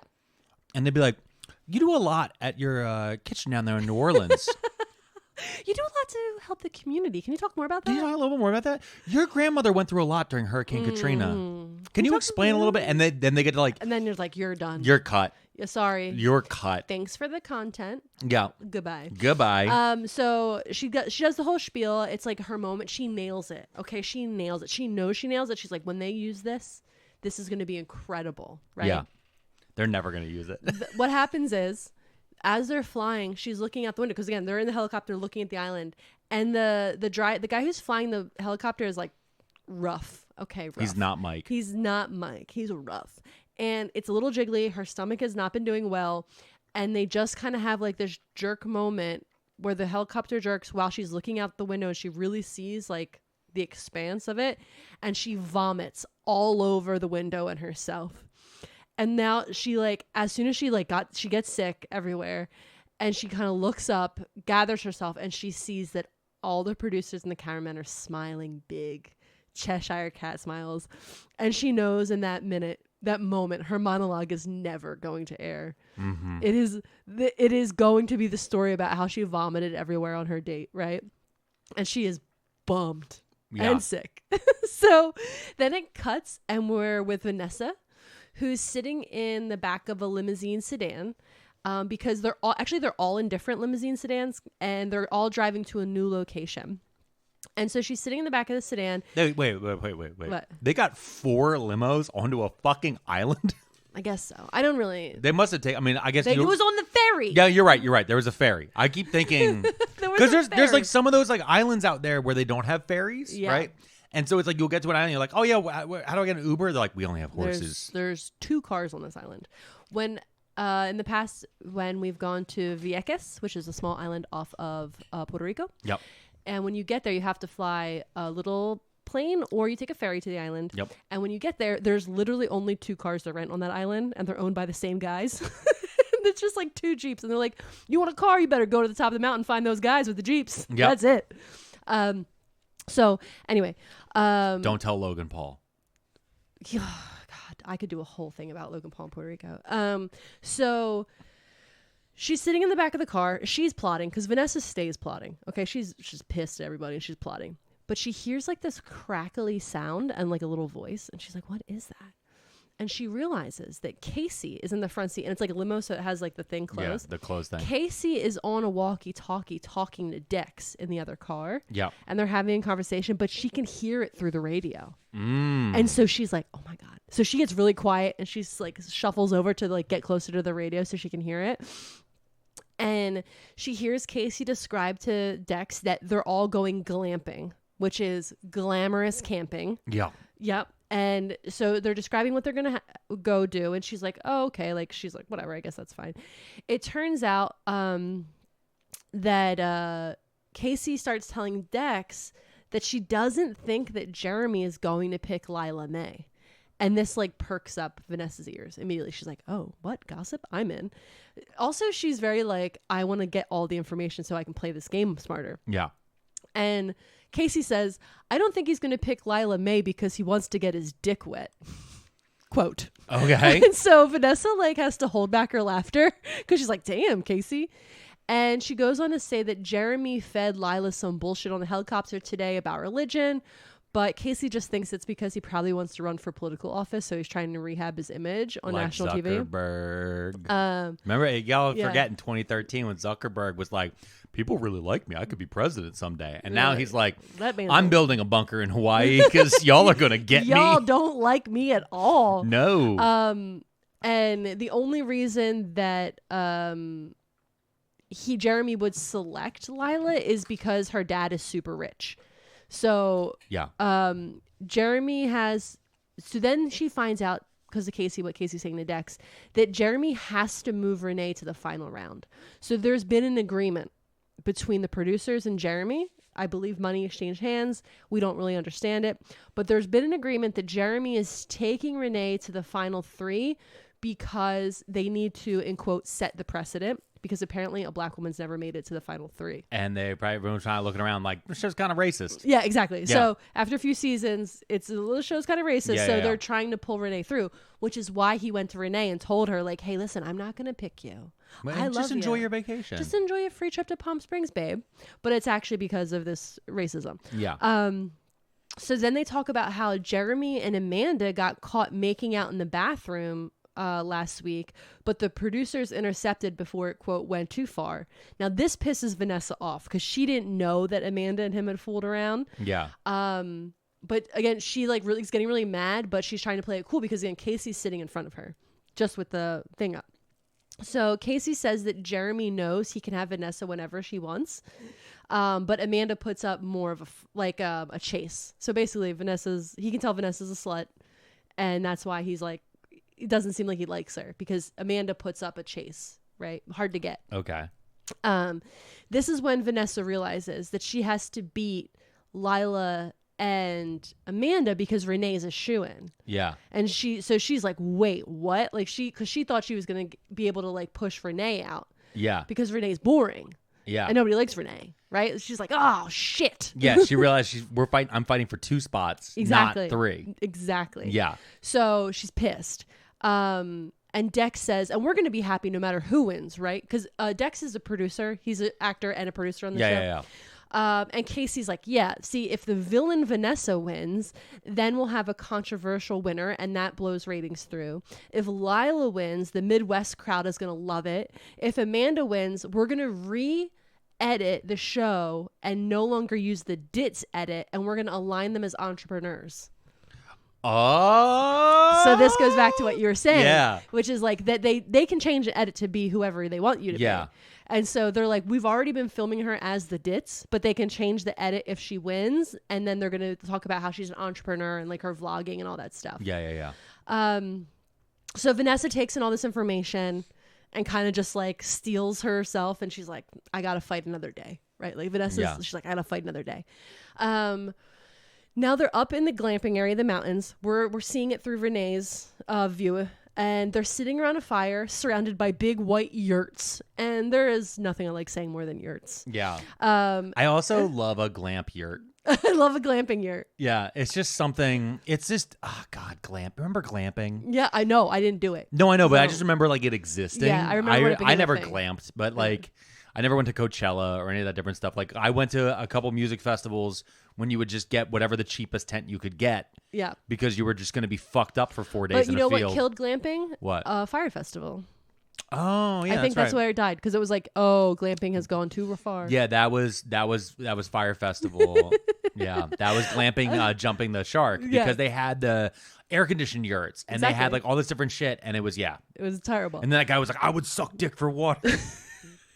Remember? God, that was so good. That fucking documentary is so nuts. Okay, so they're sitting around the campfire. And while Dex is doing his opening line about the majesty in this historic mountain. Real quick, I'm amazed of how much I thought we were going to be right into Sasquatch lesbian. I thought we were going to be right there. Yeah. Early. Yep. This book is really well paced. Yeah. Like I need to know who's going to win this game now. Right? Like we are enjoying our reality show that is in this show. I honestly, like, this is the reality show. I wouldn't, like, I've never been into The Bachelor. I've never been into the dating shows. No. I don't really like the game show ones that much. And so, like, but now I'm like, who is going to win? Casey. Also, the thing is Casey is slowly reminding me of, like, a Vince McMahon Booker type of character. Yes. And the thing is again, since reality shows are fake, like pro wrestling, they're predetermined, right? When you watch pro wrestling, you no longer watch it to see who's going to win the contest, right? Yeah. Oh, this guy's stronger than this guy, that's why he wins. No. Who backstage politicked enough? Yeah. Who has the pull? Who's going to bring in the ratings? Who's going to do this? Who's going to do that? Where's the connections for this person to be written as the winner? Always Roman Reigns. The Not man anymore. is more boring than vanilla ice cream, which Not is anymore. lovely ice cream. No, but now still. Cody Rhodes won. Oh my God, that fucking neck tattoo. Okay, back to what we're talking about here. Okay. So Dex does his little like, welcome to this historic mountain where we're going to be glamping, blah, blah, blah. And he does the whole bit. And then the camera cuts and he's like, I'm heading back down the mountain to the B&B. Yeah. Like, he's like, I'm not staying in a fucking yurt. Yeah. I'm Dex. Yeah. Dexerson or whatever his last name is. Derrickson. I wrote it down. Thank you. You should try that. I have notes in front of me. So he goes back down to the lodging. Renee is jealous because she would love to go back to the B&B and not stay in the fucking yurts. Yep. Jeremy is here, and as part of the show, as they're sitting around the campfire, they're going to play a game of truth or dare because he wants to have an open and honest conversation with them and learn new things about them. Yeah. So they're going to play truth or dare. So Jeremy calls on Renee first, and he's like, truth or dare? And she says, dare. And he says, I dare you to tell me the truth about how you feel about me. Ugh. Which me and the girls rightfully call out as super lame because that's truth, not dare. No, I know. I dare you to do truth? Also, Idiot. Who was that swimmer? Who was that swimmer from the one reality show? Ryan Lochte. Oh, that's Lochte. a Ryan Lochte move. Yeah. That is something where, like, because you could feel, like, the way you described that to me, Yeah. I could feel the smugness. Yeah. I could feel the smugness. Ugh. Also, it's one of those things too where Jeremy doesn't care about her, so he doesn't actually want to do a dare. He's like, I'll just do a truth, whatever. Yeah. He's like, pick truth, so it'll be easier for us. Like, exactly. And she's like, dare. And he's like, I didn't think of anything for you. Yeah, exactly. So she responds pretty passive aggressively, honestly, through gritted teeth. She's like, I have some very strong feelings about you. Right? Yeah. Vanessa immediately decides that this is lame and she's taking over. Also, Vanessa is heated from what she heard in the car, so she's trying to center herself. Yeah. She's like, Amanda, I dare you to kiss anyone around the fire who is not Jeremy. Ooh! And that's what everybody does. Lila May raises her hand and is like, I would like to not participate in this. And they all kind of rag on Lila May. Yeah. And so now it's between Vanessa and Renee. Now Renee is like sweating, okay? And she doesn't really understand why she's sweating, but she's quickly coming to terms with the fact that she has like a crush on Amanda and she's very nervous about and excited about this proposition of getting kissed by Amanda. So Amanda chooses Renee and gives her a kiss. And when this kiss happens, it's like rockets and fireworks for Renee. This is like a first experience for her. She's like, what is happening? She is having the time of her life getting this kiss, right? Yeah. And she's like, this island made me gay.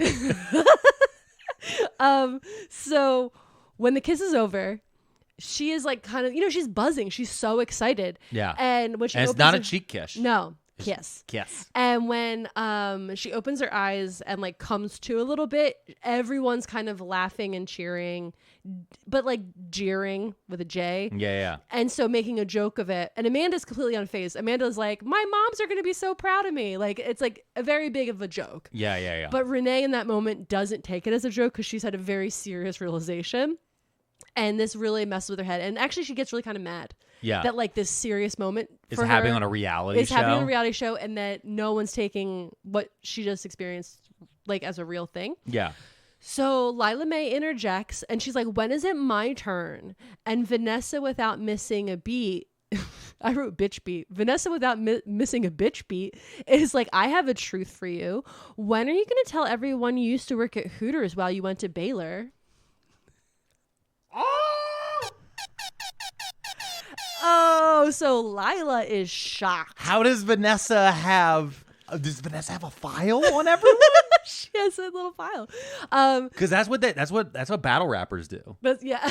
No, that's like battle rappers like will hire like back when battle rapping was even a little bit bigger. Yeah. They would hire private investigators and like do like full background checks. That's so funny. Like it's crazy especially if you go back to like I want to say like 2015, 2017, they were really really popping off on like YouTube and stuff like that. Yeah. They've since like kind of fallen off more, but the guys who were like really good at battle rap, they can be really good at battle rap, but they're actually like not great at like studio music. Like they can't make a pop hit, but they can go like find out. I can be like, talk shit. Listen, you want me to talk shit? You want to hear what your actual dad's name is? Oh my god! Like I've seen some crazy shit in battle raps, and like the other thing too is they're supposed to be off the top of your head, but like clearly pre-written. So Vanessa drops this bomb and calls out Lila for hiding this information from her Christian followers, and Lila freaks out. And she's like, who are you to talk? You're dressed like a Hooters waitress right now. Yeah. And Vanessa is like, but I'm not a Hooters waitress. I'm a model. And Lila's like, yeah, for cars. So these two are like going at each other's throats. The cameras are panning in closer. Yeah.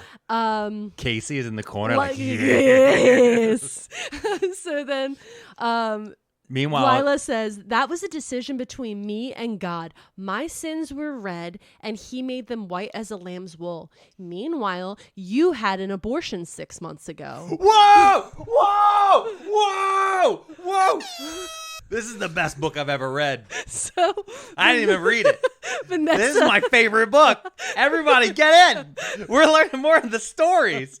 Also, I love it. I love that Lila May. I love that she did the Dave Ramsey. I sinned, yes, but I've been cleaned of my sins. You're sinning right now. You're in front of me, a sinner. I knocked the mic off the stand. I get so excited he knocked the mic down. Oh my God. I love this. Yeah. So Vanessa, whose voice is now really raw and she's so fucking mad, she screams just like, fuck you, Lila May. And Lila May is like, I'm going to bed. And everybody just kind of storms off. Right? Oh, that's television. So that's drama. You know, Casey was just like, this is the best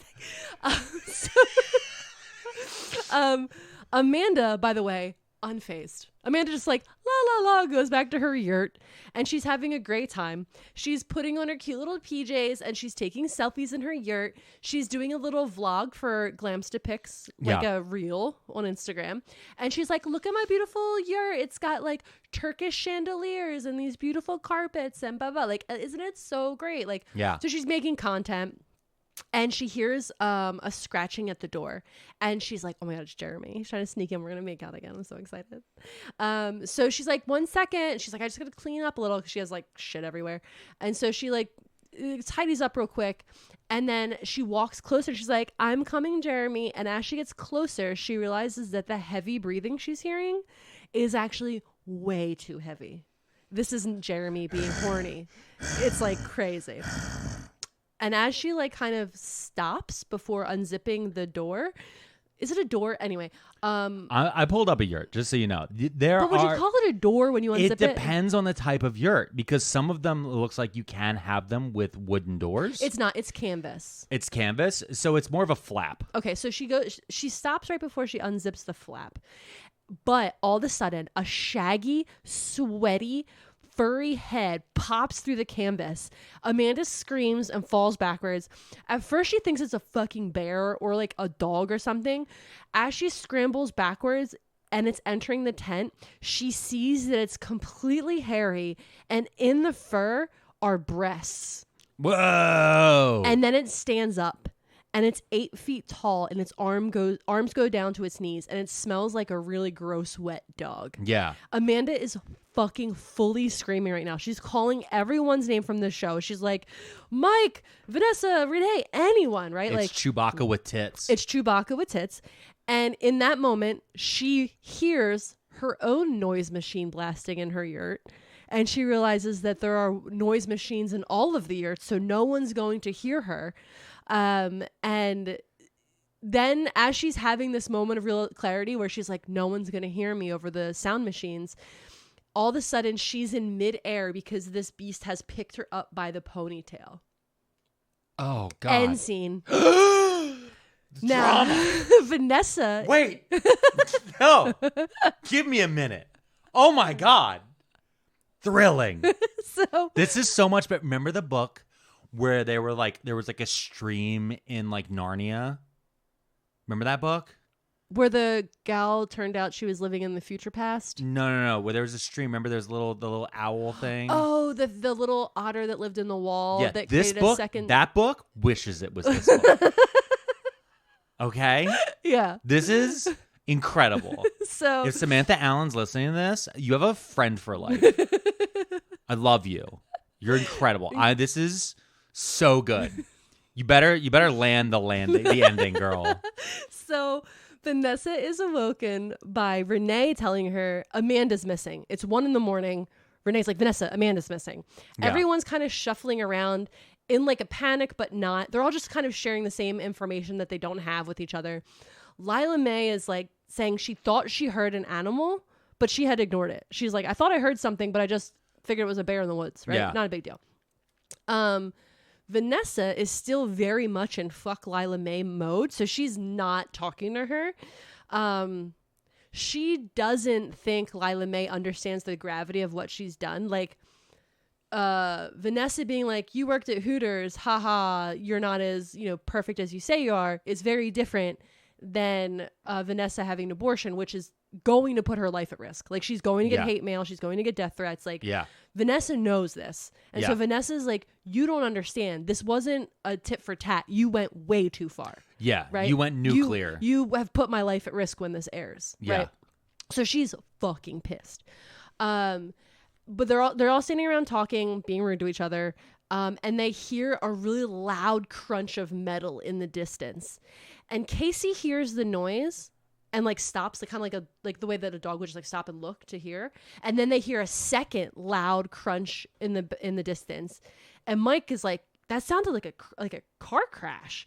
And Casey immediately panics because she had texted Dex that Amanda was missing, and he must have started driving up the mountain to meet them, and he was likely drunk again.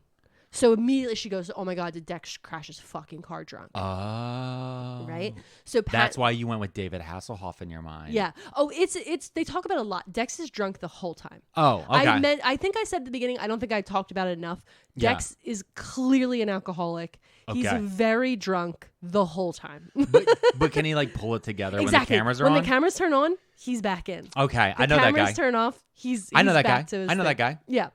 You're He's, looking at him, baby. He's professional, baby. Yeah. Turn this microphone off. I'll show you what's going on. So panic starts to set in. Casey's like, I got to figure out what's going on. She is like, Mike, you stay with the contestants and the crew. I'm going to drive down and confirm that Dex didn't crash his car, basically. Now the book shifts over and we start seeing love letters between Maggie and her wife, Kathy. Okay. It's the letters they start coming in between little chapter vignettes, and they're lovely. They're all about how Maggie and Kathy fell in love when they were teenagers, and they're going to run away together, and they're going to move to Otter Island, and the whole thing. It's lovely. Yeah.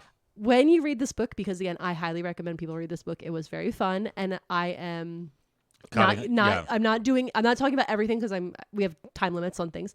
And so when you read it, they are very worthy of being read. They're super cute and lovely, and they do help, but I'm going to skip over them because they don't really change the plot. So the main plot. There's side quests. There's side quests. Good Exactly. side quest though. A cute one. Oh, love. Yeah. Amanda wakes up in a cave. Whoa. Oh, wow. Whoa. Yeah. Okay. Amanda wakes up in a cave. Time out. Yeah. Okay. All right. I just want to say this author is so good for ADD. Yeah. Because it's like the smash cuts and the jumps, which is very much like reality TV, by the way. Yeah. Reality TV was designed in a way to like make sure like, hey, this is really just 30 seconds of stand there. We're going to stretch this out to 7 minutes. Yeah. All right. But it's going to be impactful. Yeah, exactly. It's just very fucking crazy. All right. So Amanda wakes up in a cave. She wakes up in a cave. Okay. Realizes where she is. Immediately panics. Yep. She's trying to get her bearings to get together, and she takes a minute to like try to figure out where the air is coming from so she can find the exit of the cave. Yeah. She sees the exit. She figures it out. She starts running towards the exit.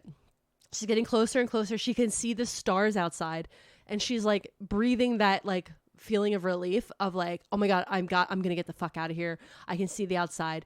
As she's running at full steam, a giant furry hand reaches out and grabs her ankle and pulls her. Her face slams into a rock on the ground, and all of a sudden she is dragged, and you can see the beautiful. She can see the beautiful stars of the cave disappearing as she's being dragged back into the cave, bleeding.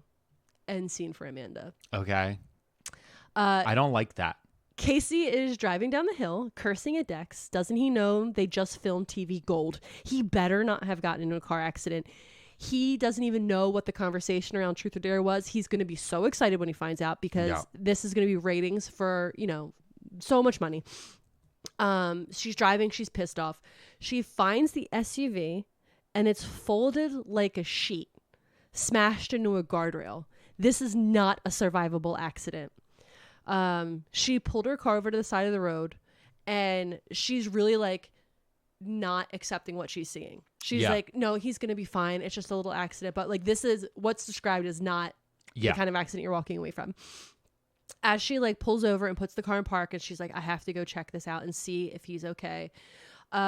She hears Mike's voice. He's like, Casey, because he had hidden himself in the trunk of the car because he wanted to go with her. But remember, she told him to stay with everybody. So he didn't listen. He went down with her. Yeah. Up at the top of the mountain, the contestants are freaked out, obviously. Renee is saying she's going to go check Amanda's yurt to see if there's anything like a clue of where she might have gone. And Jeremy's like, I'm going to go with Renee. Lila May suggests that she's going to go check out, there's a tower, like a stone observatory kind of like over there. And so she's like, I'm going to go look in there. Maybe she went inside there, or maybe I'll be able to see her from up there, and invites Vanessa to go along. And Vanessa's like, I'm going, but I'm not talking to you. This is for Amanda, not you. Okay. Mike gets out of the SUV. Wait, so she's going to go up a big tower with her biggest enemy? Yeah. For both of them? Yeah. A very Game of Thrones pushable tower? Okay. Drama. So Mike gets out of the SUV to check on Dex. When he steps out of the car, he notices bloody footprints going towards the crash and over the railing. Because again, they're on the side of a mountain, so there's like those railings. Yeah.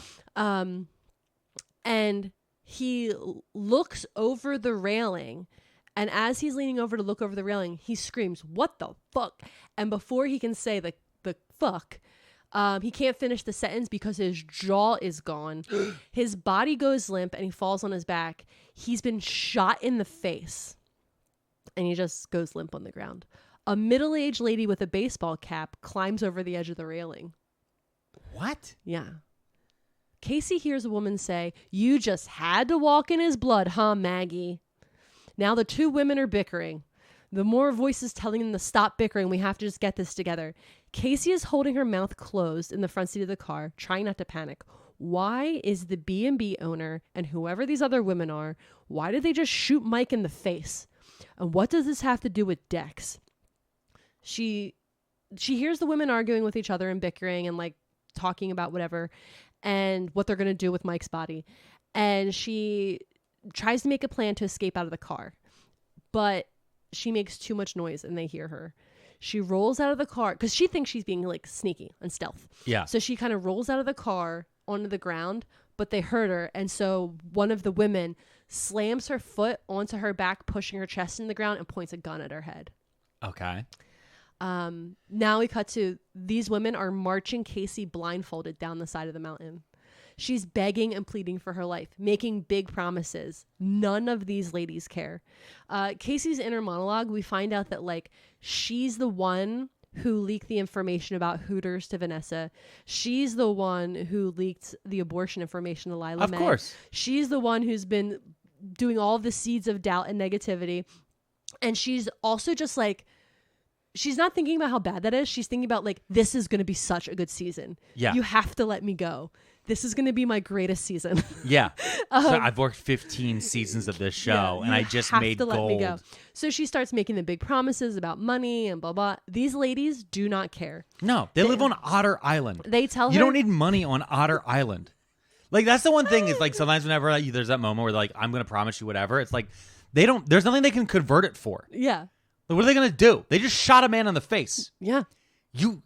You not telling anyone that they shot somebody in the face is worth more than whatever money you have. Yep. So they tell her they can't let her leave the island and they have to protect this place. And then they push her off a cliff into the ice cold water. What? Yeah. R.I.P. Casey. That's the end of Casey? That's the end of Casey. They just, this is Sparta off a cliff. This is Otter. Yeah. As they rear back. Vanessa. They don't even have the. Okay, but like to me, it's like shoot her first then. No. They knew that ice cold rapid water at the bottom of the cliffs was going to take care of her. No, I know, but it's still like, that's terrible. Like shoot her on the way, like shoot her so she'll fall off into it. Yeah. Oh, man. So Vanessa and Lila get to the observatory. Okay. And Vanessa is still giving Lila the silent treatment. They're walking up the stairs and they kind of start talking. And the conversation, they get, I want to just say like a little bit more honest with each other about their behavior.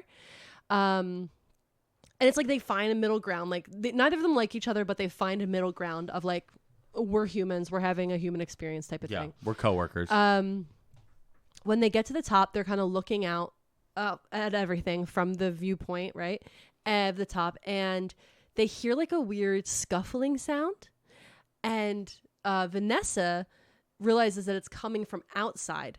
So she looks over the railing and she's like, I don't see anything out in the expanse, right? But then she looks down and she sees a dark shape climbing up the tower. And it's getting closer. And as it's getting closer quickly, she realizes it has a bit of a human form. And they begin to panic quickly. Lila makes a run for the stairs. As soon as Lila sees what the hell's going on up there, she runs for the stairs. Vanessa is frozen in place and just staring at this thing. Fight or flight. There it is. Yeah. Or freeze. They actually added that one. They said fawn. There's a lot of them now. There's a fawn? Yeah. But I know it used to be fight or flight. But then I remember fight, flight, or freeze, was a big one. Fawn? Fawn is one that you see a lot in women, whereas like you start to be really nice to try to get out of the situation. Oh. So like specifically if a man is being really aggressive, you'll just start to be you'll fawn over him so you can get out safely. Gotcha. So Lila runs for the stairs. Vanessa's stuck. The beast, let's call it, the beast makes it to the top. It's Bigfoot. And jumps over the railing and attacks Vanessa. She fights it as best she can. Again, she's very little. She should have fawned. You look so good. Oh my God. I love your hair. That's what you guys speaking on Wookiee. So she fights off the best she can. It's not really working. It's an 8 foot tall Bigfoot. Yeah. So how are you going to fight it? Mina Servino? Yeah. How are you going to do it? I saw you in, what was that movie? American Beauty? Yeah. Yeah, you were in American Beauty. You were being beaten to death by a Bigfoot. So right as the Bigfoot is about to palm her face, right? Like just like smash like her a face basketball. in. Like a basketball. Lila May comes out of nowhere and body checks the beast on the side and screams at Vanessa to fucking run. She doesn't say fucking. Yeah. She's like, run, you idiot. Yeah. Vanessa, back to Frozen, witnesses the beast grab Lila May as soon as it gets its bearings and pick her up, and it throws her out the side of the tower. Just throws her out like a banana peel, right? Not even a thought. Well, you know what? Vanessa sees this and runs down the stairs. Yeah. Well, you know what? Good on Lila May. She actually went out as a good Christian. Yeah. At the end. At the end, you did try to save someone else. Yeah. So, okay. So Casey's dead. Lila May's dead. Mike's dead.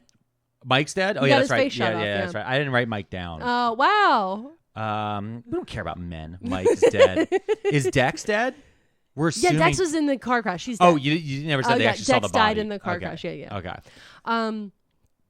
Renee is now running towards the clearing because she hears the girls screaming. Mm-hmm. So she's running from where her and Jeremy were, where, by the way, she finds Amanda's dead body. She doesn't say anything about it, though. She doesn't even tell Jeremy. She just sees it, witnesses it. She had her first gay kiss, and then the Lord took her from her. Okay, so Amanda's dead. Yeah, Amanda's dead. Okay. But she hears the girl screaming and runs towards it. Jeremy follows Renee, not the screaming, I don't think.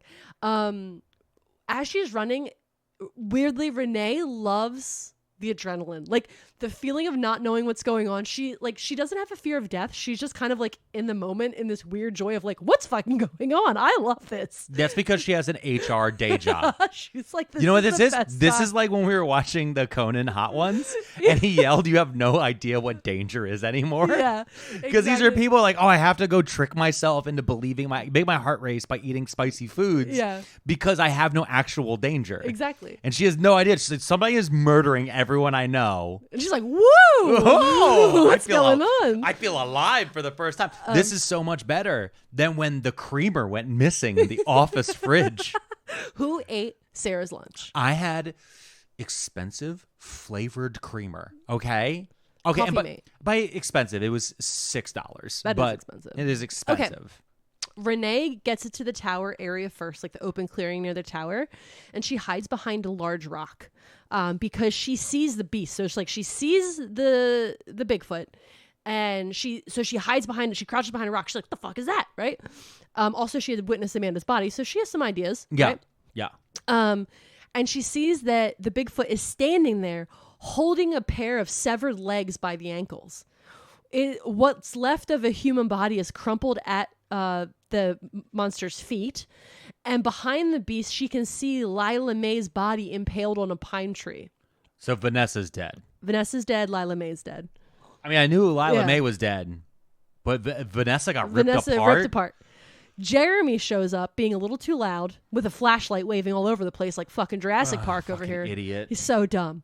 And Jeremy's like, what the fuck is that thing? And Renee, without missing a beat's like, I think it's a her. Because again, boobies. The beast is... Okay. They got Bigfoot's pronouns correct. Yes. Amazing. So the beast is casually ripping apart Vanessa, like piece by piece. And Jeremy sees it and like gets very nauseous and freaked out, obviously. Yeah. The Bigfoot smells the air and locks eyes and realizes that there's people behind the rock. You know, like it smells humans in the area. And Renee when the Bigfoot looks over and Renee realizes that it knows where they are, Renee's like, awesome. What a way to die. And Jeremy is like, I'm going to save you, Renee. So he starts running towards the Sasquatch. Okay. He picks up a rock that has like I guess the rock has like a sharp edge. And so he's like, I'm going to run towards it. And he's got this rock in his hand. He's going to attack the Bigfoot. Renee grabs his flashlight that he dropped and shines it on Jeremy so that Bigfoot sees him coming. Okay. Because she fucking hates Jeremy. Yeah, so she hates much. Jeremy. He lunges for the beast and jams the rock into her arm and drags it down the side, tearing the flesh all the way down, right? She doesn't take too kindly into this. She goes on the attack. Jeremy is screaming for Renee to help him, but she just watching. Bigfoot jumps 5 feet in the air and slams down on his midsection, crushing his spine and everything in between. She starts beating on his head with like these incredibly powerful punches. Yeah. And Renee is just thinking about, she's witnessing this massacre of a human body. Yeah, I'm scratching Jeremy off the list. Yeah, scratch Jeremy off the list. Renee thinks about how Jeremy walked around for weeks like he was God's gift to women. And now he is Renee's gift to this being. Jesus Christ, Renee. Jesus Christ. Girl. Renee realizes that the Bigfoot is hurt. And she walks towards it with her hands up to signal she's not a threat. She grabs the rock out of Jeremy's dead hand and uses to cut her shirt and create a bandage. And she wraps it around the Bigfoot's arm, like to protect the wound. Okay. As she's sitting there tending to it, thinking about like in awe of like this crazy beast that she's sitting next to, Maggie walks up and calls out to Renee. Now Renee is like slightly amused that Maggie is not shocked to walk into this scene of Renee helping a Sasquatch while surrounded by dead, mutilated bodies. Like Maggie is unfazed. And Maggie's like, oh, she'll be okay. Patricia has gone through worse, but it's really nice of you to help her. She just wants to make friends, and sometimes it just goes a little awry. But Otter Islands is hers, and we're just the caretakers of this place for her. End scene. Okay. So there's more book after that? So we go back to Reddit. Oh my God. Okay, hold on. Gather yourself. Hold on. Oh, that was already a good ending. That was already a good ending. Like, you nailed it. Okay, so now now we're gonna do the Lord of the Rings thing. How many is this? Is the final ending right here? This is the final ending. This is the final chapter. Okay. No, just gonna buckle up. Just stay with me. Okay, but I'm saying we're doing multiple endings now. Okay. We're good. Okay. So the end scene, we cut to catchchat.com. T-Rex Dickerson, or whatever his name is. That's the person typing. Hey catchers, by now you've all seen the sad news. The media got this story before I did, but I can fill you in on some details the other outlets won't share, if only because I think it will help us all make sense of this terrible tragedy. First, though, a content warning. The new information I have to share is graphic. Here's what we already know. Dex Derrickson, the host of The Catch, died late Thursday night in an apparent drunk driving accident. Amanda Parker, Vanessa Voorhees, Lila Mae Adams, and Renee Irons are all missing, as is Jeremy Blackstone.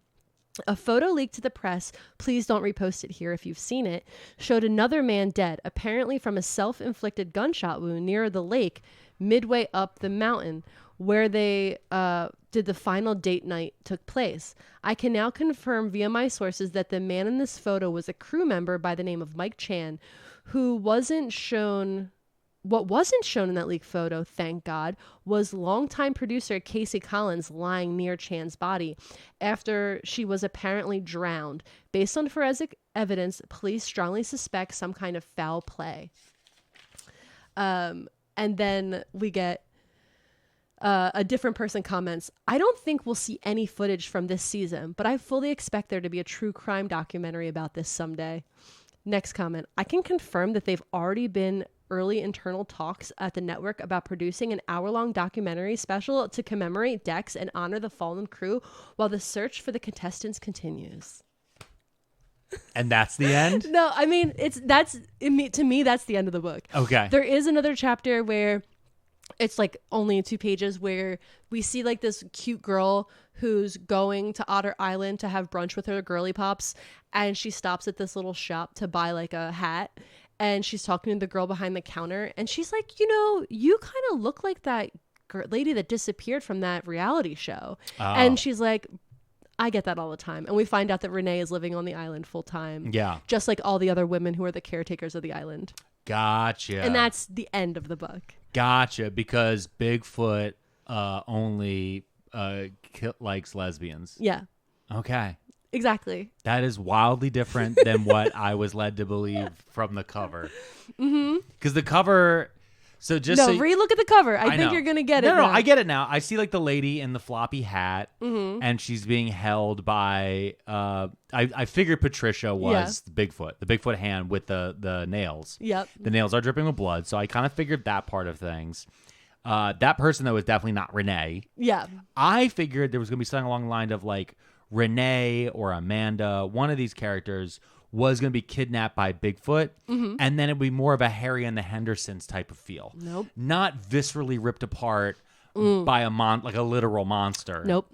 I thought it was going to be a little bit more gentle, like, oh, they learned a little bit about Bigfoot life.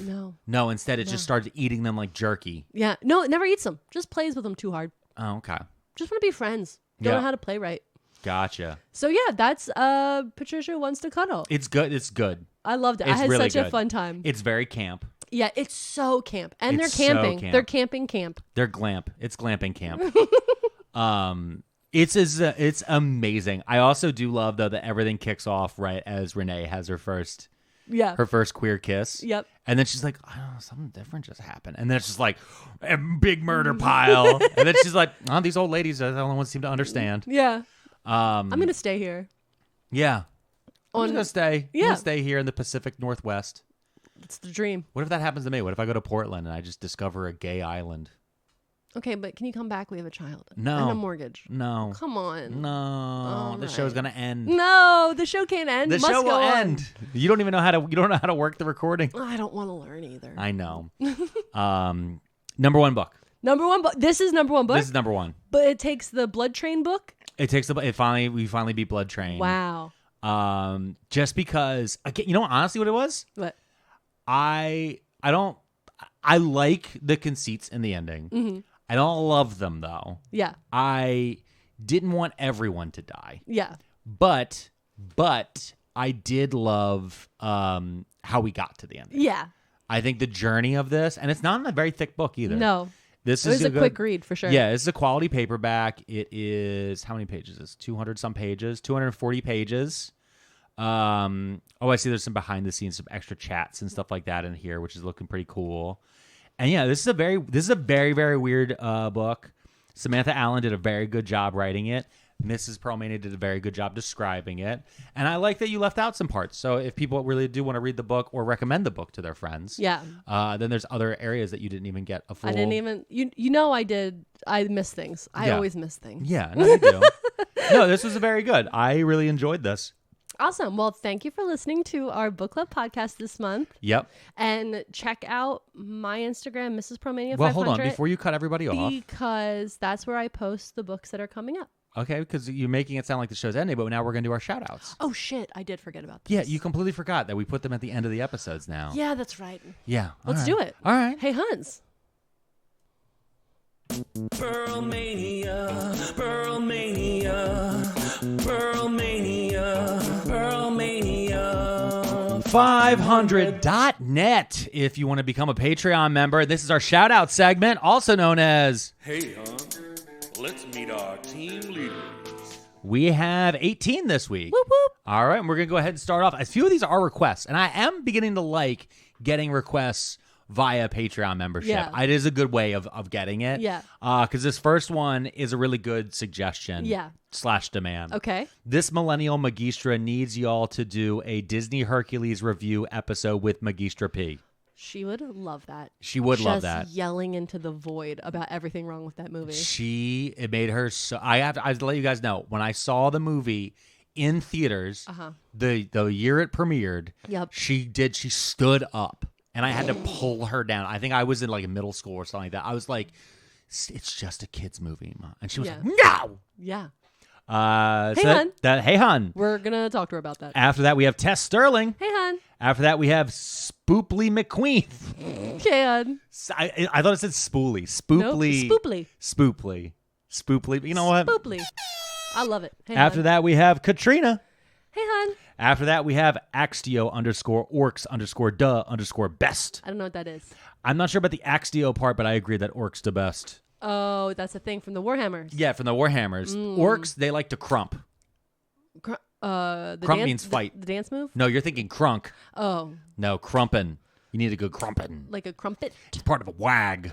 Okay. After Hey, that, hon. after that, we have Ed Gein's mother. Oh, no. That's very dark. That's why I said when I was reading these, I was like, that one's dark. Ooh. Hey, hon. After that, we have Amanda Gammon. Hey, hon. After that, we have Squid Business. Fuck, I like that name. I don't know. Squid Business is pretty cool. Squid Business. Whew. Yo, I don't know why that broke me. You could make a line of Hawaiian shirts called Squid Business, right? Like yeah. that'd be a cool name for a Hawaiian shirt collection. Yeah, and one of them, like big dog shirts, you should show like a squid and be like, I stand on business. And it's a squid with all the legs. I like that. Do squids have 8 legs? I know octopuses do. Squids have an They have amount. like a weird thing in the middle, right? They have the long little thing. They have a beak. Yeah. And they have the long. But they have like the long one. Yeah, they have the long. They have like a long head. All I know is I don't like eating them because I think they're smarter than us. Squids? Octopuses. Or octopus. Yeah, those ones. After this book, you need to be down with eating octopusy. Hey! After that, we have Diocletian_and_Ramses_the_second_R_about_1454_years. Hey, hon. Hey, hon. Diocletian and Ramses II are separated by about 1,454 years. After that, we have the_people_that_maid_Alex_sign_Akatar. Incredible. Which is very true. That's- After the show in Philly, they had messaged me ahead of time. A couple walked up. We did a photo line. Had a really great time doing photo lines with people, and I'm going to try to do that every show as long as time permits. And they walked up like, will you sign something? I was like, yeah, I'll sign something. And then they opened up and they had a copy. Incredible. And they're like, can you sign? I'm like, bold move. It felt weird because I'm like, I didn't write the book, but I was like, okay, I did sign it. That's so fun. I need to make up a new signature though. Oh, really? Because like when people sign a lot of stuff, they have like a signature that is like their autograph signature. Yeah. And then there's like your other signature, and I'm like, I need to come up with another. You got to come up with a cool one. I got to come up with a cool one. Who's next? After that, we have Emily. Hey, Emily. After that, we have we can change how our name is displayed. What? Hey, hon. Good job. After that, we have, and thank you for changing it instead of just sending me a message. My favorite messages though are when I would get somebody signs up for Patreon, and then they send in a message being like, I don't know how to change my name. I want my name to be we can change how our name is displayed. What? And then you go, and then it's like they've now changed it. And then they go, oh, never mind. Never mind, I figured it out. Yeah. That's me. That's 100% something I do. Yeah. I'm like, I need to figure out this thing. And then I just figure it out and I go, never mind, sorry. I did. I just do that all the time at work. On Teams and Slack. Yeah, Why all don't the you time. do the thing? Oh. I can't. It's all going to burn down. Oh, wait, no. It turned out there was a button. Got it. I Figured found it. out. I found the Sorry, button. it's my bad. After that, we have Sage Indigo. Hey, hon. After that, we have the_Ari_that's_me. Hey, hon. That's me, Ari. After that, we have Bloom Shroom. Hey, hon. After that, we have Blue Chew should sponsor your podcast. Facts, Funny story. Funny story. Facts. The funniest story in all of the world. Okay. The other day, which was just a couple days ago, I mowed our front lawn. Yep.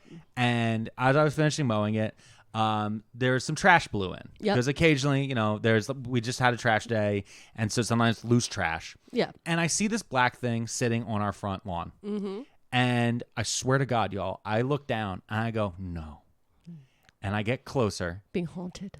And it was a fucking Blue Chew package. Yep. Like it was the little packet that they send it to you. Somebody within our block radius popped a Blue Chew and then threw the little wrapper out. Without using a trash bag. Which means they definitely didn't use a condom. Whoa. And then that landed on our lawn to spite us. Blue Chew. They should sponsor us, but they won't. They should, but they won't. But we are actually working on some ad read stuff but listen, soon. When one day, when we're incredibly successful, Blue Chew's going to be like, hey, you want to do that? And I'm going to say no. No. No, how Our dare fans don't How need- dare you come to my door I'm going to say, how dare and you? ask me to sell your chewy boner pills? Yeah. This on the day of my daughter's wedding.